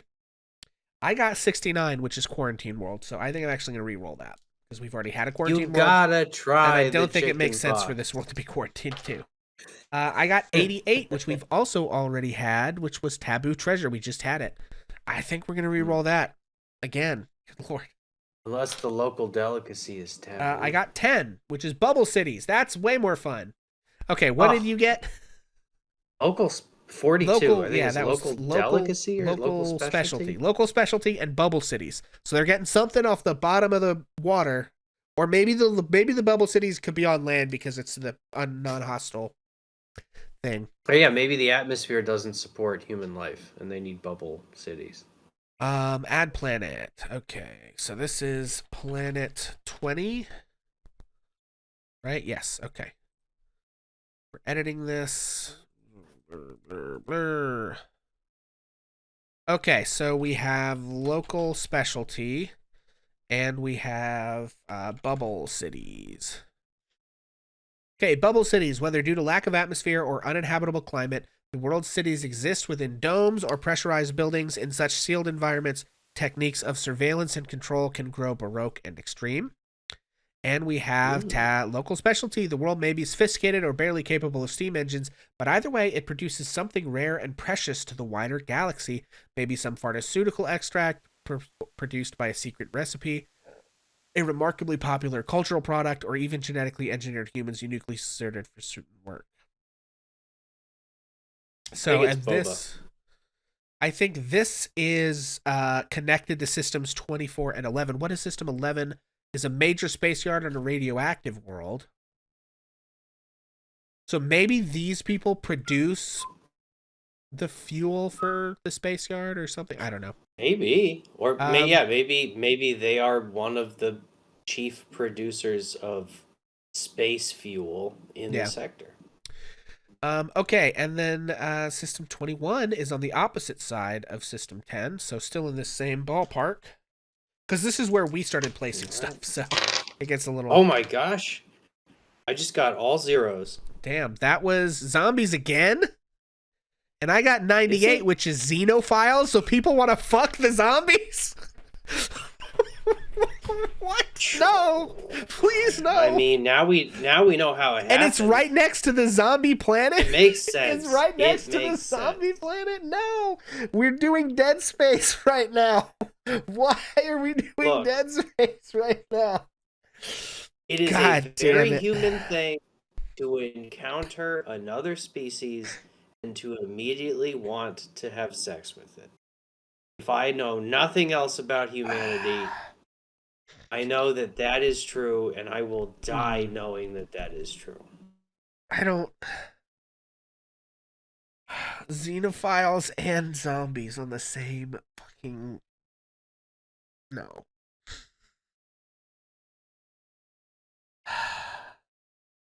That's the thing. I don't like... It's the zombie cluster, all right? It's sex tourism. I mean, it does mean that instead of 21 and 23 being together, it's 23, 26, and 12. And 12 has man-eaters. God, this is the cannibal zone. What the fuck is happening? Oh, my God. It's the cannibal zone. All right. I kind of want to put the zombies, maybe not on the planet, though. I almost want to put them, like, on a space station or in, like, a mining facility. Sexually transmitted zombies. Oh, my God. Interspecies viral contagion. Well, we talked about the ones from the battle planet being more related to like something awakening the corpses, like taking over the dead bodies of all the like people who had been there. Okay, here's what I'll say. I think I want to put the zombies either in a research base or a deep space station, and I think the xenophiles can go on the planet. Well,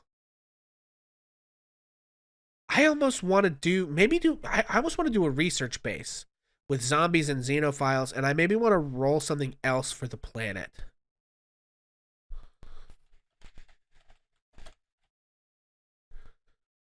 And the reason I want to And do these that, are all decisions that you can make when you make your own sector.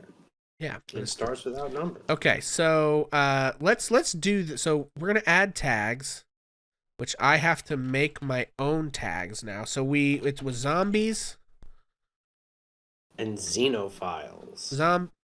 Okay, hang on. Xenophile doesn't necessarily, like, you could interpret love in a lot of different ways.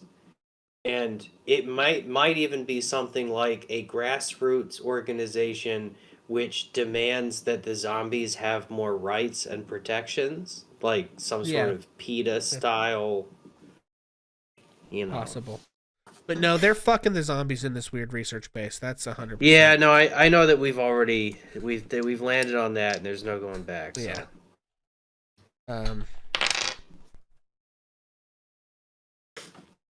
That's the horse fuckery of this game. Why is it? So I'm trying to figure out how this will let me add tags to this.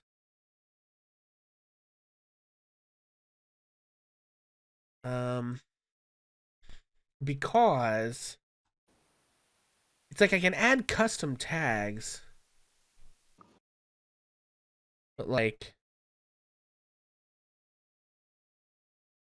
it's weird. Like it won't let me on this research base. Oh, wait, what? Research base tags, no save tags. How do I save a tag to research base tags? You know what I mean? I think it's entity type. Oh, okay.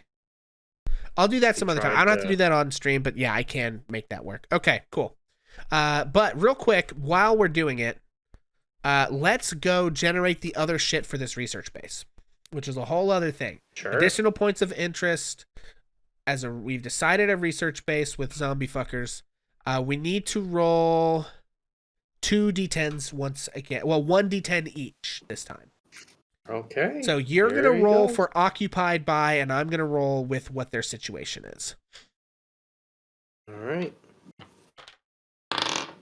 They are occupied by 5. The number 5 is Black Ops governmental researchers. Of course. And I got 7, which is Science Monsters Run Amok. Beautiful. Perfect.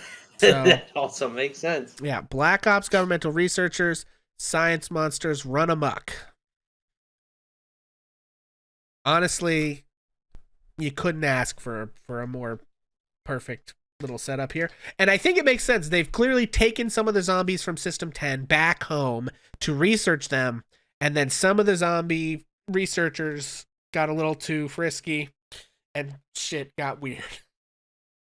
And there's like a whole, and apparently something, it's like once you go zombie, you never go back, I guess.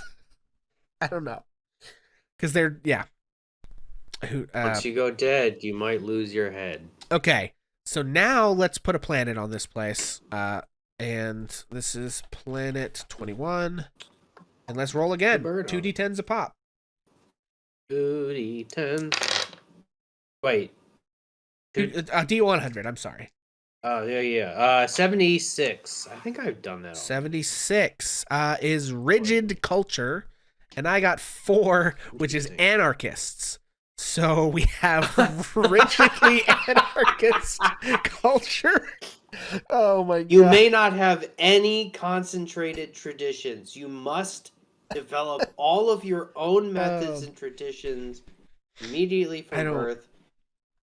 We do not believe in anything other than anarchy. If you formalize it, we will destroy you. That's you could say that the anarchists are there to oppose the rigid cultural. Yeah, they don't necessarily have to. Right. Rather than being an incidental anarchy of struggling tribes and warring factions, This world actually has a functional society with no centralized authority. Authority might be hyper-localized to extended families, specific religious parishes, or voluntary associations. Some forces preventing an outside group or internal malcontents from coalescing into a power capable of imposing its rule on the locals. This force might be ancient pre-tech, benevolent military AI, or sheer obscurity and isolation of the culture. Not local specialty. I have the wrong tag in there. Hang on. It was rigid culture. Rigid culture, please. Rigid culture. If it won't bend, it's the local break. culture is extremely rigid. Certain forms of behavior and belief are absolutely mandated, and any deviation from these principles is punished. Society may be stratified by birth with limited prospects for change. I just think these are not compatible for me. Yeah, that's tough. That's yeah. It would have to stretch your imagination quite a bit. I say let's yeet the anarchists. We can add some anarchists into the top right system somewhere. Maybe system. It's one of these. We'll figure it out. But let's see. Rigid culture was 76. So I'm gonna roll again for not anarchists, which was 67. 67 is psionic sphere. That feels better. A rigid culture who does not like psionics. Very, very expected in a world where there are people who are slightly not like you. Okay. So that was 21. Number 22 is up here in between 15 and 19, or 4 and 19, or whatever. So let's go ahead and roll for this one. Bendidos, 52. I got 80. So this is Planet 22. Okay. So let's get rid of all this stuff I don't need right now. Okay, let's see. You said 22. 22 is another eugenic cult. 52. 52. 52. Oh, okay. 52 is another night world. And I got Night 80. World. 80, which is seagoing cities. We got seagoing cities on a night world. I don't know how they have liquid water on a night world.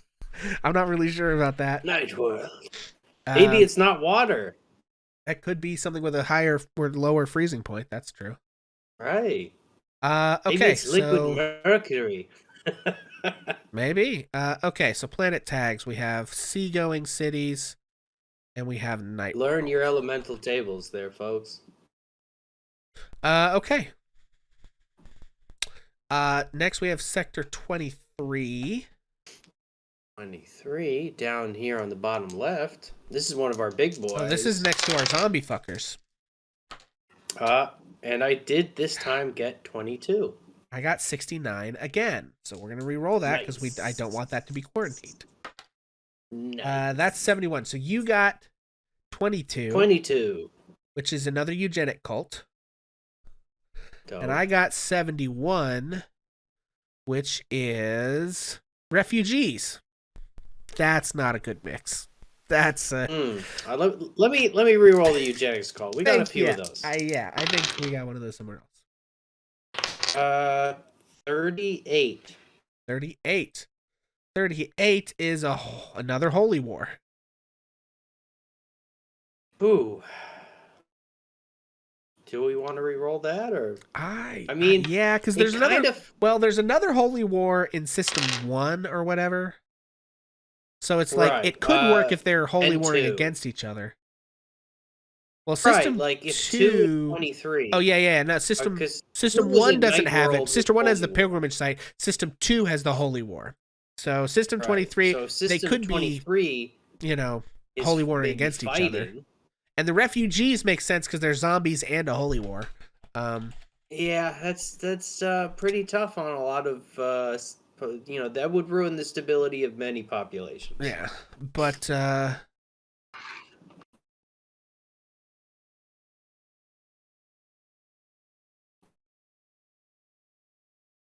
okay, all right. Planet 23. So we've got refugees. Do you want to stick with holy war, or do you want to switch that out, or we could just add a third tag to see what else we get? I kind of like the Holy War because it doesn't specifically have to be happening in the system, but it can be what this system is about, which because of the other nearby systems having that same Holy War, I feel like if there's three major powers, right? Or if we're intending that it's a confluence of three interests, Yeah.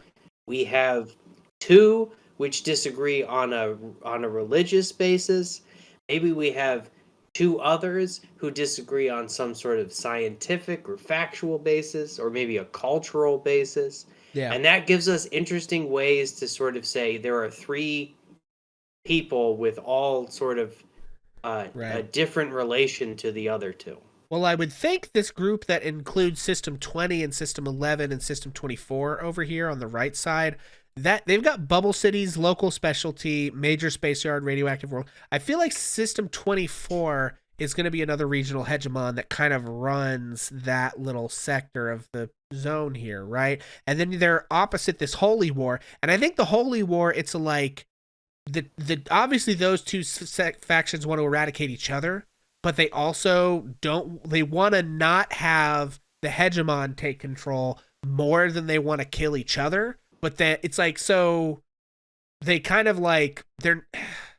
It's not even an enemy. My enemy is my friend, but it's like both of them will fight the like corporate interest that's trying to move in, right? But in the Right. absence of that, they fight each other. But Right. they both Over understand religious that like differences. neither one of them could win against this big corporate interest alone, so they like don't fight each other in the presence of the it's this like weird stalemate, right? That's interesting. Yeah. Where it's like, yeah, okay. And that was 23. So this brings us to 24. So I think we should actually just design. I don't think we should roll. I think we should design 24. um so this is planet 24. I think we should just choose the things that we think makes sense for this, like fully down the line. All right. Um, so it's going to be another regional hegemon for sure. I think it has a breathable atmosphere. I think it's got a temperate. Um, it's like a pretty normal human planet. I think it's got a lot of people. It's massive. I'm going to say hundreds of millions of inhabitants, and we're definitely going to go at least tech level. I think we'll go tech level 4 plus with this group. 4 plus means that it has some access to slightly advanced tech. Um, and then I think we should give it maybe two other tags. So we've got regional hegemon, just means that it's basically control these other two planets. Um, I think we do what do we have on here that is like capitalist? Hmm. Flying cities, forbidden tech, former warriors, freak geology, friendly foe, gold rush, great work, hatred, heavy industry, heavy mining, hostile biosphere, immortals, local specialty, local tech, major space yard, mandarinate, mandate base, megacorp. Okay, megacorp. That looks right to me. Or megacorps plural. And what else? What else? What else? What else?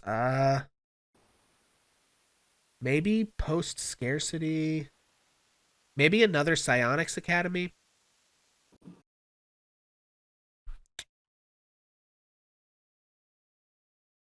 Um, Bureaucracy Tomb World Trade Hub. Uh,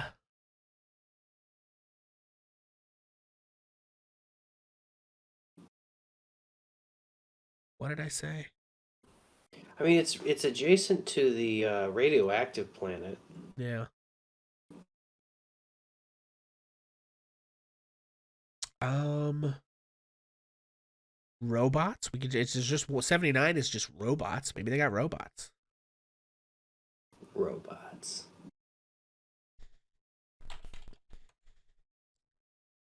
All right. Let's see. Megacorps. World is dominated by classic cyber cyberpunk-esque megacorporations, each one far more important than the vestigial national remnants that encompass them. These megacorps are usually locked in Cold War, trading and dealing with each other, even as they try to strike in deniable ways. An over council of corporations usually acts to bring into line anyone that could successfully overt. Regional hegemon, we know about robots. This world has a great many robots on it. Most bots are going to be non-sentient expert systems, though an AI with enough computing can control many bots at once. Yeah, I like it. Okay. And I think that's the TL4 Plus, is they've got like really advanced robot manufacturing and stuff, maybe, right? Um okay. Yeah, makes sense if they have a technological advantage. Yeah. And they are oh, also System 4 Soul Supplier. I also want to add one to System 4, which is not System 4, to Planet 4 on System 4, which is Trade Hub. I think it's a trade hub. So, okay, that's System 24, which we've basically designed. System 25, let's roll. It's up here. Uh-oh. One of our more isolated ones. Not another Beardsley. Ugh. That was a 30 when I rolled it. Okay, and then what was this? Is 38. What do you got? 91. Okay, I've got another Holy War. We are re-rolling that. You got a 91. It's a Tomb World. Ooh, boy. Ooh. And I got 84 now, which is seismic instability on a Tomb World. Love it. Love it. Ooh, where? That's where the fucking zombies. Okay, planet. This is planet 25. And we are going to edit. Bloop, bloop, bloop, bloop. Bloop. When I was a young boy, a father. 12, I think 12 or 13. This was the summer before 9th grade. I was allowed to go on an environmental retreat to a place called Smith Island, which is a small island of less than 50 people in the Chesapeake Bay in Virginia. And it is an island. It is maybe only about a foot or 3 feet above sea level, so it is just a patch of dirt. They on the community of fishermen, they have a small Methodist church with a tiny little graveyard, and they do not allow dead people to be buried on the island anymore because it is small and it is literally at sea level. And there was a storm before we had come, and so when we were giving the tour of the island, a bunch of 12-year-olds wandering around with open eyes, we were shown a graveyard, which, because of flooding, all of the graves had been pushed up and out of the ground, and some of them being almost or more than 100 years old, from like the 1800s. These massive stone sarcophagi that had been forced up out of the ground and were just sort of splashed everywhere. And I draw on that a lot when I think about creepy graveyards. That explains a lot. It really does. But tomb worlds are planets that were once inhabited by humans before the silence, the sudden collapse of the jump gate network, and the inability to bring in the massive food supplies required by the planet resulted in starvation, warfare, and death. Most tomb worlds are naturally hostile to human habitation and could not raise sufficient crops to maintain life. The few hydroponic facilities were usually destroyed in the fighting, and all that is left now are ruins, bones, and silence. And seismic instability. The local landmasses are remarkably unstable, and regular earthquakes rack the surface. Local construction is either advanced enough to sway and move with vibrations or primitive enough that it is easily rebuilt. Severe volcanic activity may be a result of the stability. I like this. I think that this tomb world has like things like lost pre-tech equipment and tech caches, but it's extremely dangerous due to the seismic instability, and stuff is constantly getting like buried and unearthed and stuff like that. Bioturbation Yeah. is the process of Earth being turned in and of itself. All right, and the final planet, System 26 in the bottom left. Here we go. I Let's got bring it home. 27 41. and 41. 27 is Forbidden Tech, and 41 is Ooh. Immortals. Okay, we have Forbidden Tech Immortals. They're right next to the Man-Eaters with restrictive laws. Oh, so we have this like duality of man. We have these like feral man-eaters with this like rigid culture, and we have these like elves in space with forbidden. God, that's crazy. Truly Space wild. elves. Space elves. Okay, we didn't really get any aliens in here either, so we may want to go add some alien stuff to this too. Okay. Great. Well, that is all of our tags. What's your timeline? Do you need to, when do you need to stop? I think I'm just about done for tonight. Okay. I think I'm hitting my wall. Full-time jobs are tough when you are staring at a screen all day. Okay, we got Immortals and we have Forbidden Tech. Yeah. Okay, so the next section is where we generate atmosphere, temperature, biosphere, population, and tech level. And they're really... It's like, we roll 2d6 for each. And like, I honestly don't... Like, I almost feel like I could just knock these out myself, if you don't care.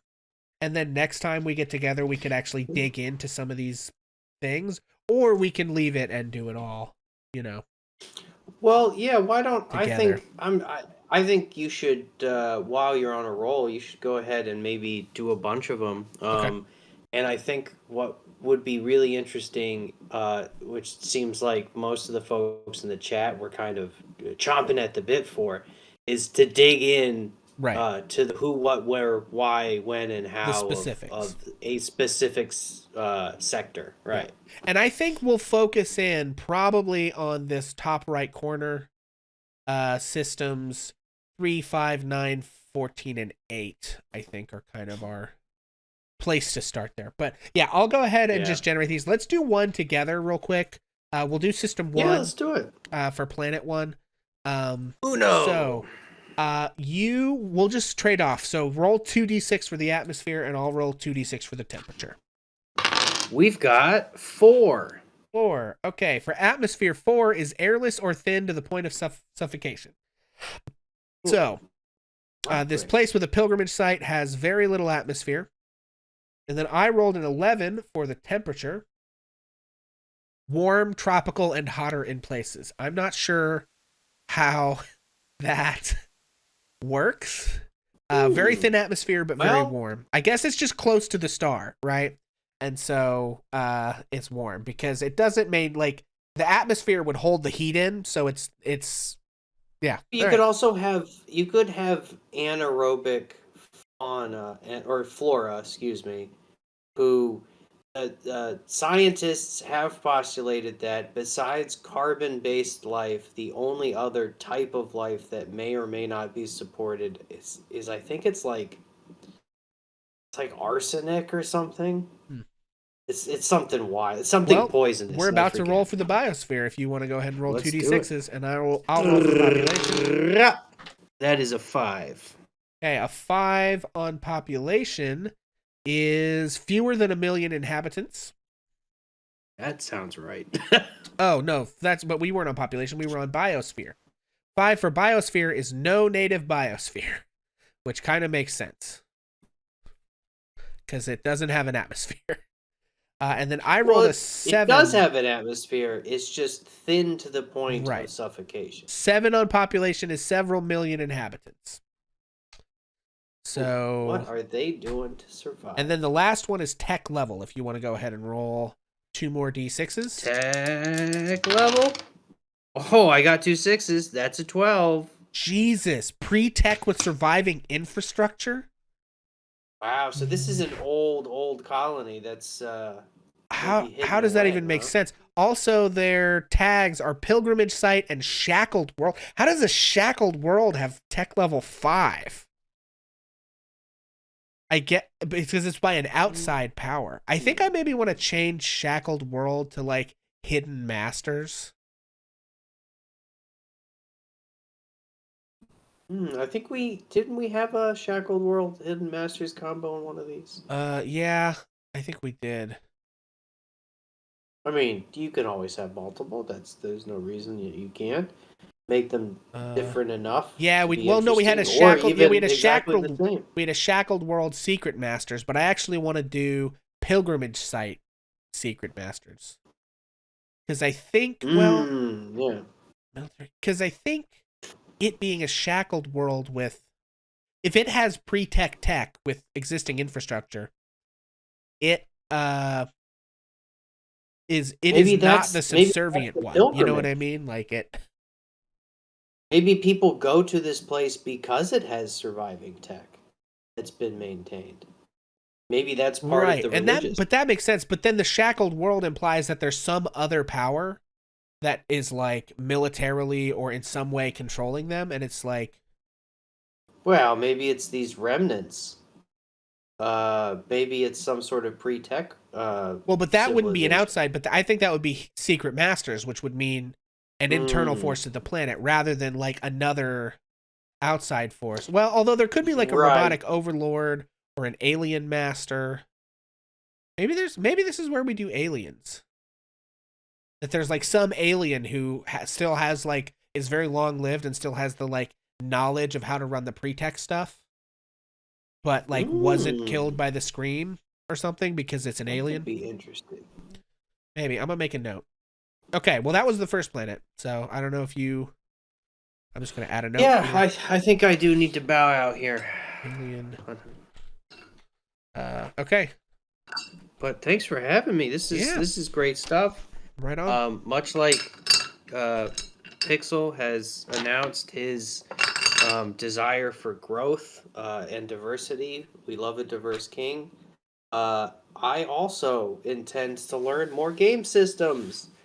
I have been playing D&D since I was prepubescent, and you know what? I have not taken the time and effort to learn other games, and that's on me, so I'm going to fix it.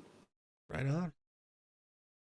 And All this right. is step number one. Yeah, well, thanks for hanging out. I'm not signing off quite yet, guys. I do have to go to work here in a little bit, but I am going to try to just knock out this atmosphere, temperature, biosphere, population for everything outside of probably that top right. I'll probably leave the top right undone, actually. So, thanks All for hanging right, out, y'all. Beast, and yeah, Thanks for having me.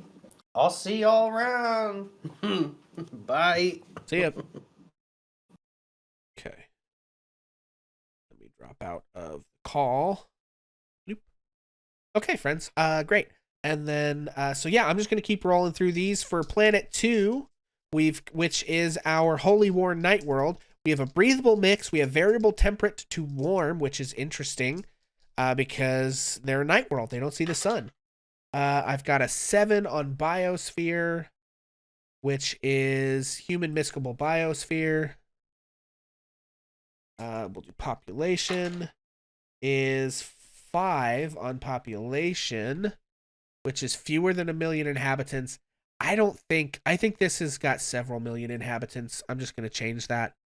Um, and their tech level, I'm just going to say is tech level 4, uh, because I think that makes sense. Okay, now I think Planet 21, did we do? No, we didn't. Okay, so that was System 2. I'm going to skip System 3. We're going to go to System 4. This is a regional hedge. This is a trade hub. Okay, so we can do some stuff with this. Oh, okay. I've got 6 for atmosphere. 6 is breathable mix. Temperature is 4. That's going to be cold. Variable cold. Biosphere 7 is going to be human miscible. Nope. Population 2. Holy cow. 2 is a failed colony. Uh, I don't think that makes sense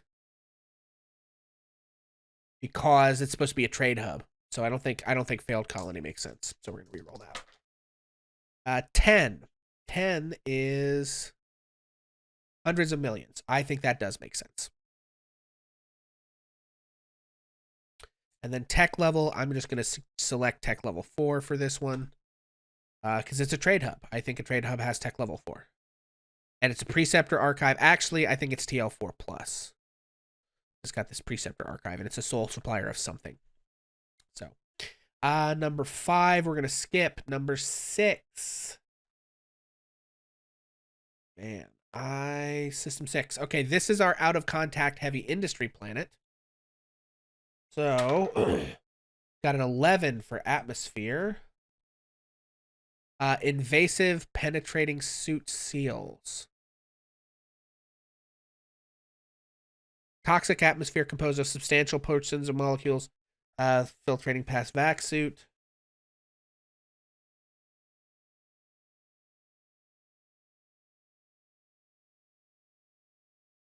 Okay.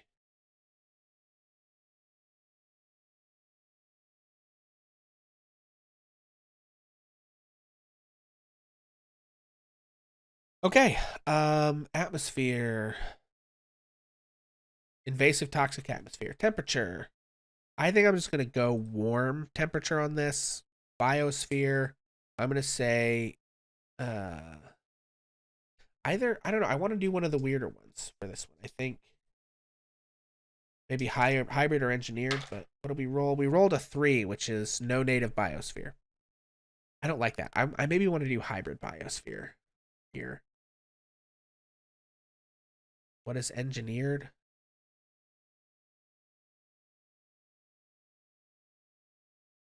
No, we're gonna do hybrid. I think we're just gonna do hybrid.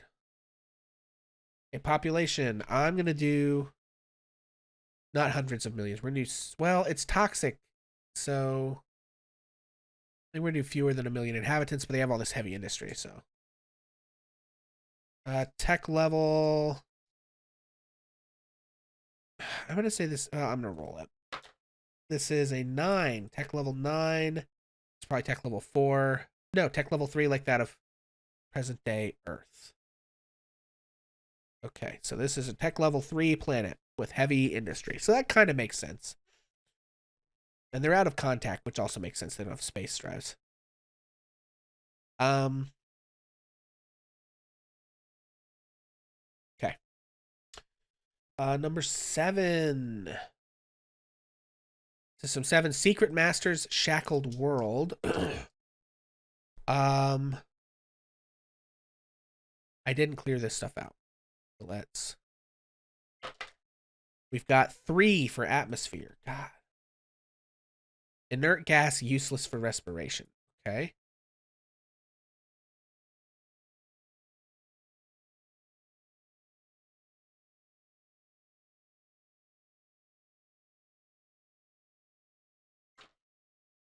We got a 7 for temperature. 7 is temperate. Biosphere. We got a 6 for human miscible. Population. 6. It's probably going to be several million. Tech level 11. Tech level 11 is post tech with specialties. Good God. Crazy.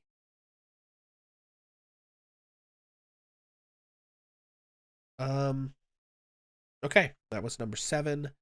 Number 8 and 9 we're skipping. Number 10. This is our battleground zombie world. Okay, atmosphere. I want to say thick, breathable with pressure mask. Temperature, I think, is a warm planet. Biosphere, I think, is.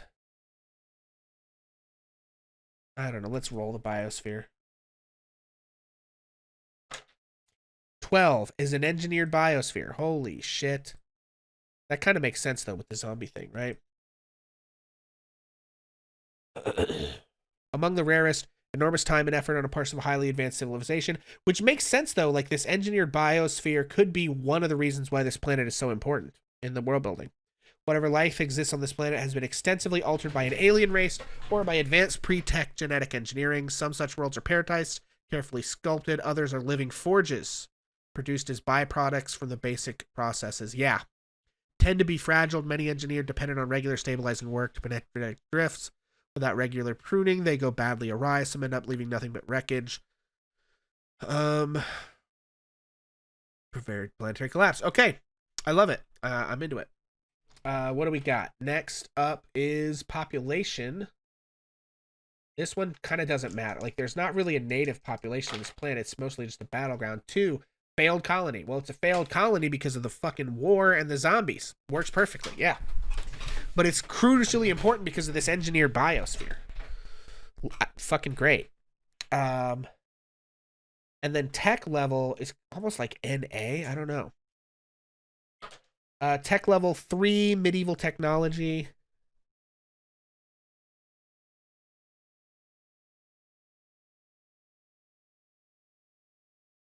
Okay. Wait, did I? Oh, level 3 is tech level. Number 3 is tech level 1.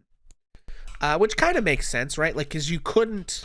It doesn't have the infrastructure to. It's not that you, like, people who fight here bring higher tech stuff to fight here. But, like, on the planet itself, you don't really have access to the infrastructure to make all this stuff. You can scavenge higher level stuff, probably, but, like, if you're living here, you're in a pretty primitive setup. So I think that makes sense. Planet System 11. Yes, overview. 11 is our space yard radioactive world. Let's take a look. Atmosphere is 7. 7 is breathable. Okay. Temperature 6. 6 is temperate. Biosphere is 7. 7 is human miscible. Population is 7, which is several million, I think. Yep. Tech level is 5, which is early industrial age tech. I'm actually going to give this TL4. These people have modern post tech for this major space yard. All right, number 12. This is our man-eaters with restricted laws. Atmosphere, breathable mix, temperature, temperate. Biosphere, human miscible, population, several million. Tech level, I'm actually going to make the cannibals be... we're going to put them at TL2, which is like... Well, that's like industrial. I'm actually going to make them TL1. So, I'm just going to decide some of that based on the flavor that I think makes sense. System 13 is our eugenic cult oceanic world. So, our atmosphere... Let's just roll and see what we get.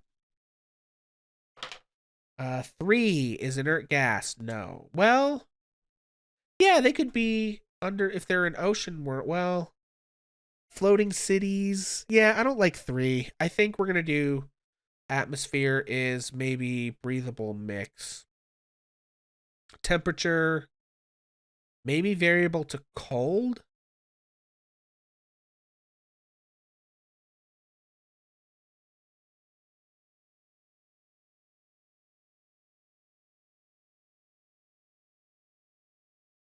Yeah. I think variable cold. I like an icy and like the floating cities, and you got to contend with the ice flows and stuff. I think that's cool. Biosphere. Let's roll for it. What do we get? Biosphere on this. This is our oceanic eugenic cult, and maybe the part of it that's eugenic is they're like trying to make themselves live in the cold. We got 6 on biosphere, human miscible. Great. Population. 7. I think 7 is several million. Tech level, I think it's probably tech. I like tech level 4. We got a 6 for tech. Tech level 6 is TL4. Beautiful. That's what I wanted. Great. That's 13. System 14 is in our crew. That's like our Nomad Ritual Combat. We'll deal with that some other time. I think. I don't think we put the. Yeah, we didn't. Didn't we? Oh no, we did. It's another cold world, which is fine. Um, that's 14. Where's 15? System 15 is Freak Weather Quarantined World. Um, so atmosphere on our Freak Weather world.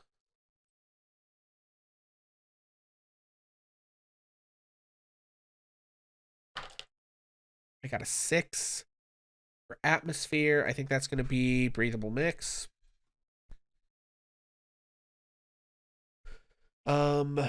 We get temperature 7, temperate, biosphere 7 is probably human miscible. I'm actually gonna do immiscible biosphere here. I think that makes more sense as for because this place has freak weather and quarantine world, right?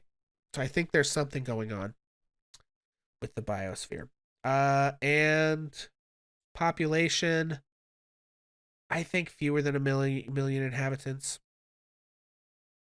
And tech level, well, let's roll tech level. I'm thinking tech level 3. Got a 6. I think 6 is tech level 4. Yeah, it is. Do I want to do tech level 4? No, it's quarantine. We're gonna do tech level 3. Okay. I need a place to put pirates in this world too. Maybe this could be a pirate outpost, this tomb world. Hang on. Just pirates question mark. Okay. Anyway, I just did system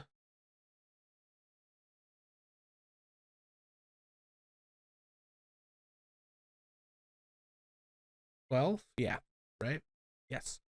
I did 13, 14,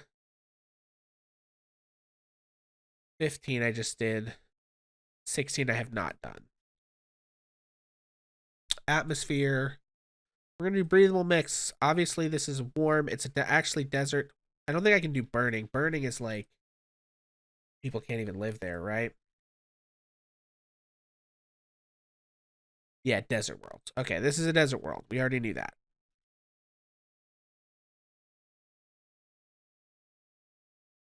Biosphere is a 4. What does that mean?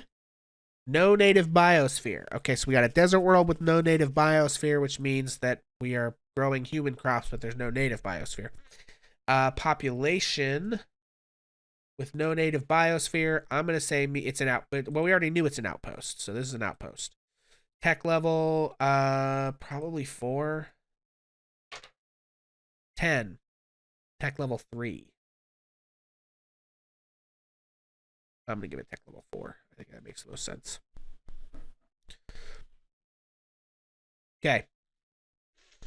System 17 is our regional hegemon, which we are going to do breathable mix, temperate, biosphere, miscible, population, hundreds of millions, tech level 4. I think that makes sense. 18. This is our hostile biosphere. So biosphere is immiscible. Atmosphere is breathable mix. Temperature on our hell world here. Oh, I fucked up. Planet. This is 18. Okay. Actually, let's just roll this stuff. Atmosphere. Whoops. 11 is invasive penetrating suit seals. Okay.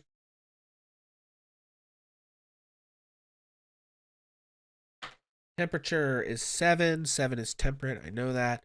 Biosphere. I don't actually. Let's roll that. I didn't really roll it right. Okay. Biosphere. 8. I think an 8 biosphere is missable. It is. So we can eat it. It's just hostile to us, right? So like that's kind of an interesting thing. It's like it's just very good at killing people. Like so maybe there's predators and shit. I don't know. Population is an 8. Pretty sure that's several million. Yep. And tech level is a 9, which I think is tech level 3. Which that seems fine.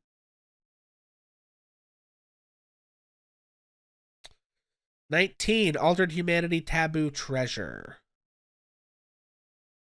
Alright, let's see what we got. Atmosphere is 12, both corrosive and invasive. Oh, but these people can live in it because they're altered.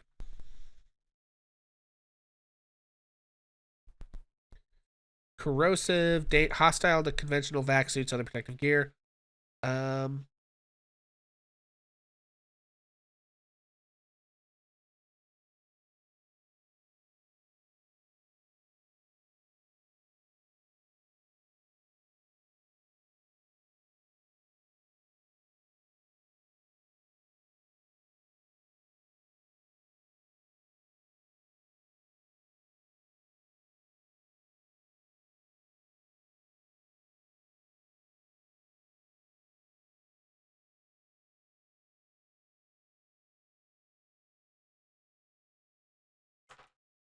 okay, for temperature, that's an 8, so it's temperate. I think the altered humanity is capable of surviving in this corrosive and invasive atmo. I think that's what's so crazy about them because they have this taboo treasure, right? Maybe it's some kind of fluid that allows that's an 8 for biosphere. That's going to be human miscible, which doesn't really make a lot of sense. I'm going to make it immiscible, but like these people can eat it. Population, I'm going to say hundreds of millions. No, we'll do several million. We'll do normal. And tech level 4 plus, definitely for sure. That was 19. System 20 is our bubble cities. Okay. Edit. Atmosphere. I'm going to do breathable mix. Temperature. I'm going to do variable temperate to warm. Biosphere. We're going to do human miscible. Population. We're going to do several million. Tech level 4.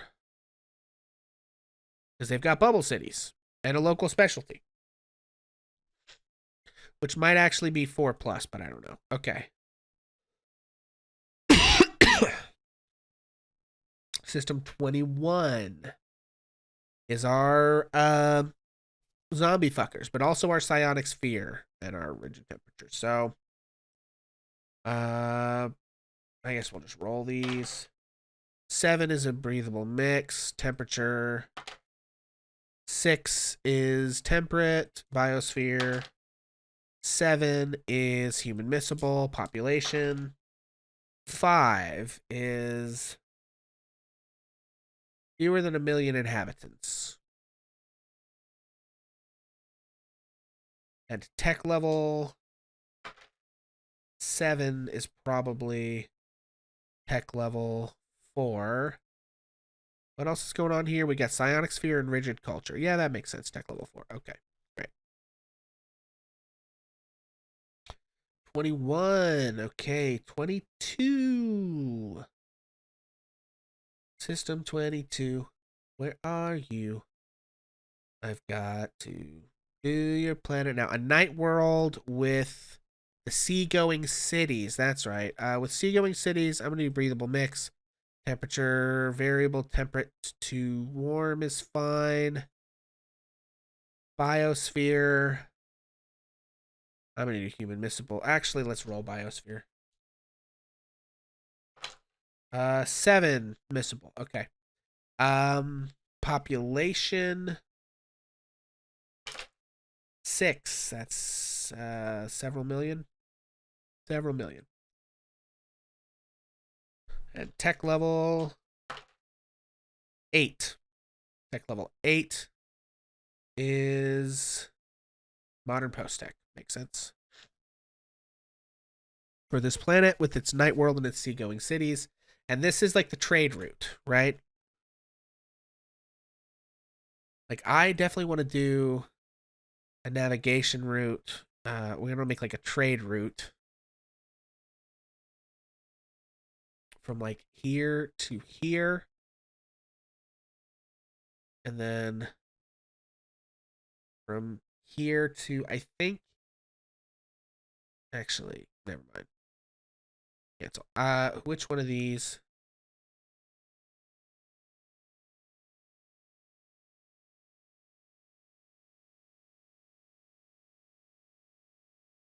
Okay, I back. I don't know. Okay, I want to go to.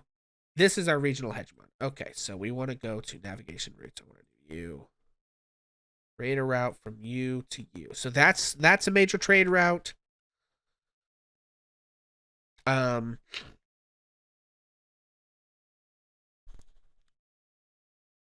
this is a major trade route.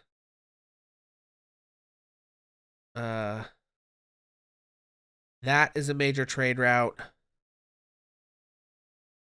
And that's as far as I know. And this is our. Wait, hang on. This is. Uh, this is our regional hegemon. But okay. No, don't do that. Okay.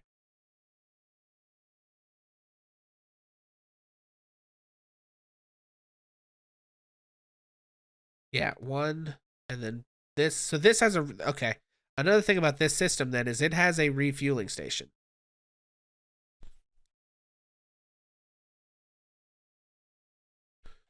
Okay, we're gonna call this RF Station 9. Pirates have taken over. I don't think that's the situation here. No, we want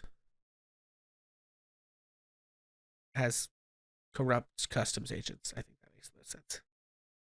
No, not. Oh no, no, no, no, no. You get out of here. Yes, we want on RF station in 14.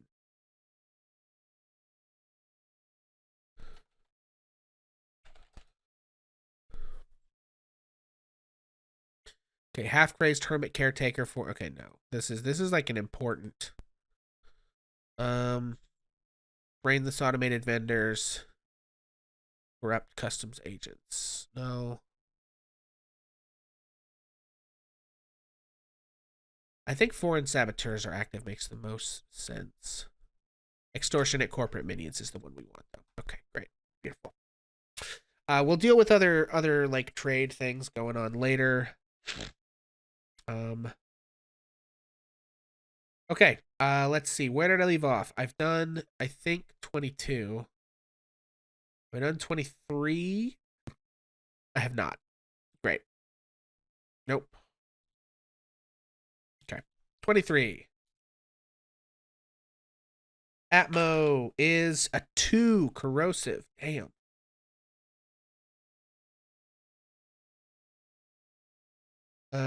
Temperature 3. Damn. This is a very inhospitable. 3 is cold. A very inhospitable planet. Biosphere 7. Biosphere is human missile. Population. Oop.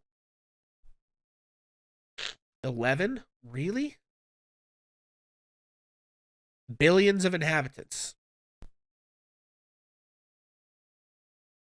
That's crazy. Tech level 6 is TL4. And they have refugees, so I guess this billions. Okay, corrosive atmosphere is not compatible with that though. I'm gonna go with breathable mix, honestly. Because billions of inhabitants is a rare system. Okay, 23. 24 is our other regional hegemon. We already did its stuff. 25. I don't think we did 25's stuff. We did not. All right, atmosphere. I like thin. I like a thin atmosphere for this one. Temperature, I'm thinking variable to cold, although there's volcanic activity. Biosphere, I'm thinking no native biosphere. Population, failed colony, tech level. Uh, I mean, the stuff that's here is pre-tech, if there is any of it, right? So, okay. And then System 26, which is forbidden tech with immortals on it. Okay. All right, let's see what we get. We got a 9 for atmosphere. Breathable mix.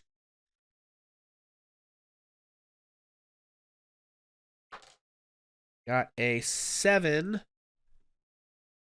for temperature is temperate. Got a 7 for biosphere, which is missable. We got a 3 for population, which is an outpost. No. I think this is a several million inhabitants colony, honestly.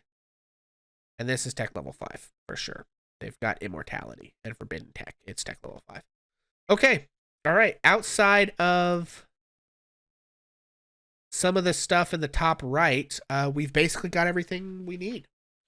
We'll deal with factions too as we go later. That'll be another thing that we do. Okay, well, guys, thanks for hanging out. Much appreciated for you folks hanging out with us, and I'm excited. I think this is gonna be a lot of fun. I think we have some really cool stuff going on. We'll get our faction set up, and I think it'll really make this map kind of pop a little bit once we get like our regional hegemons sort of factioned together and stuff, and kind of get our minor factions even going and stuff like that. It should be pretty cool. It'll like paint our little sector in a way that we'll be able to see kind of what's going on. So I think that'll be fun, and I think it'll give us some solid stuff so that when our players hit this stuff and they start coming up with, you know, different character concepts and ideas that they want to run with, we'll have ways to try to tie them into these different worlds. So yeah, very exciting. Thank you guys for hanging out, and I think I'm gonna go ahead and pop off, and we will catch you guys next time. We will be playing our typical D&D game Friday. This week is our Curse of Strahd game with our good buddy Vincent Page. So definitely check him out, and we will see y'all later.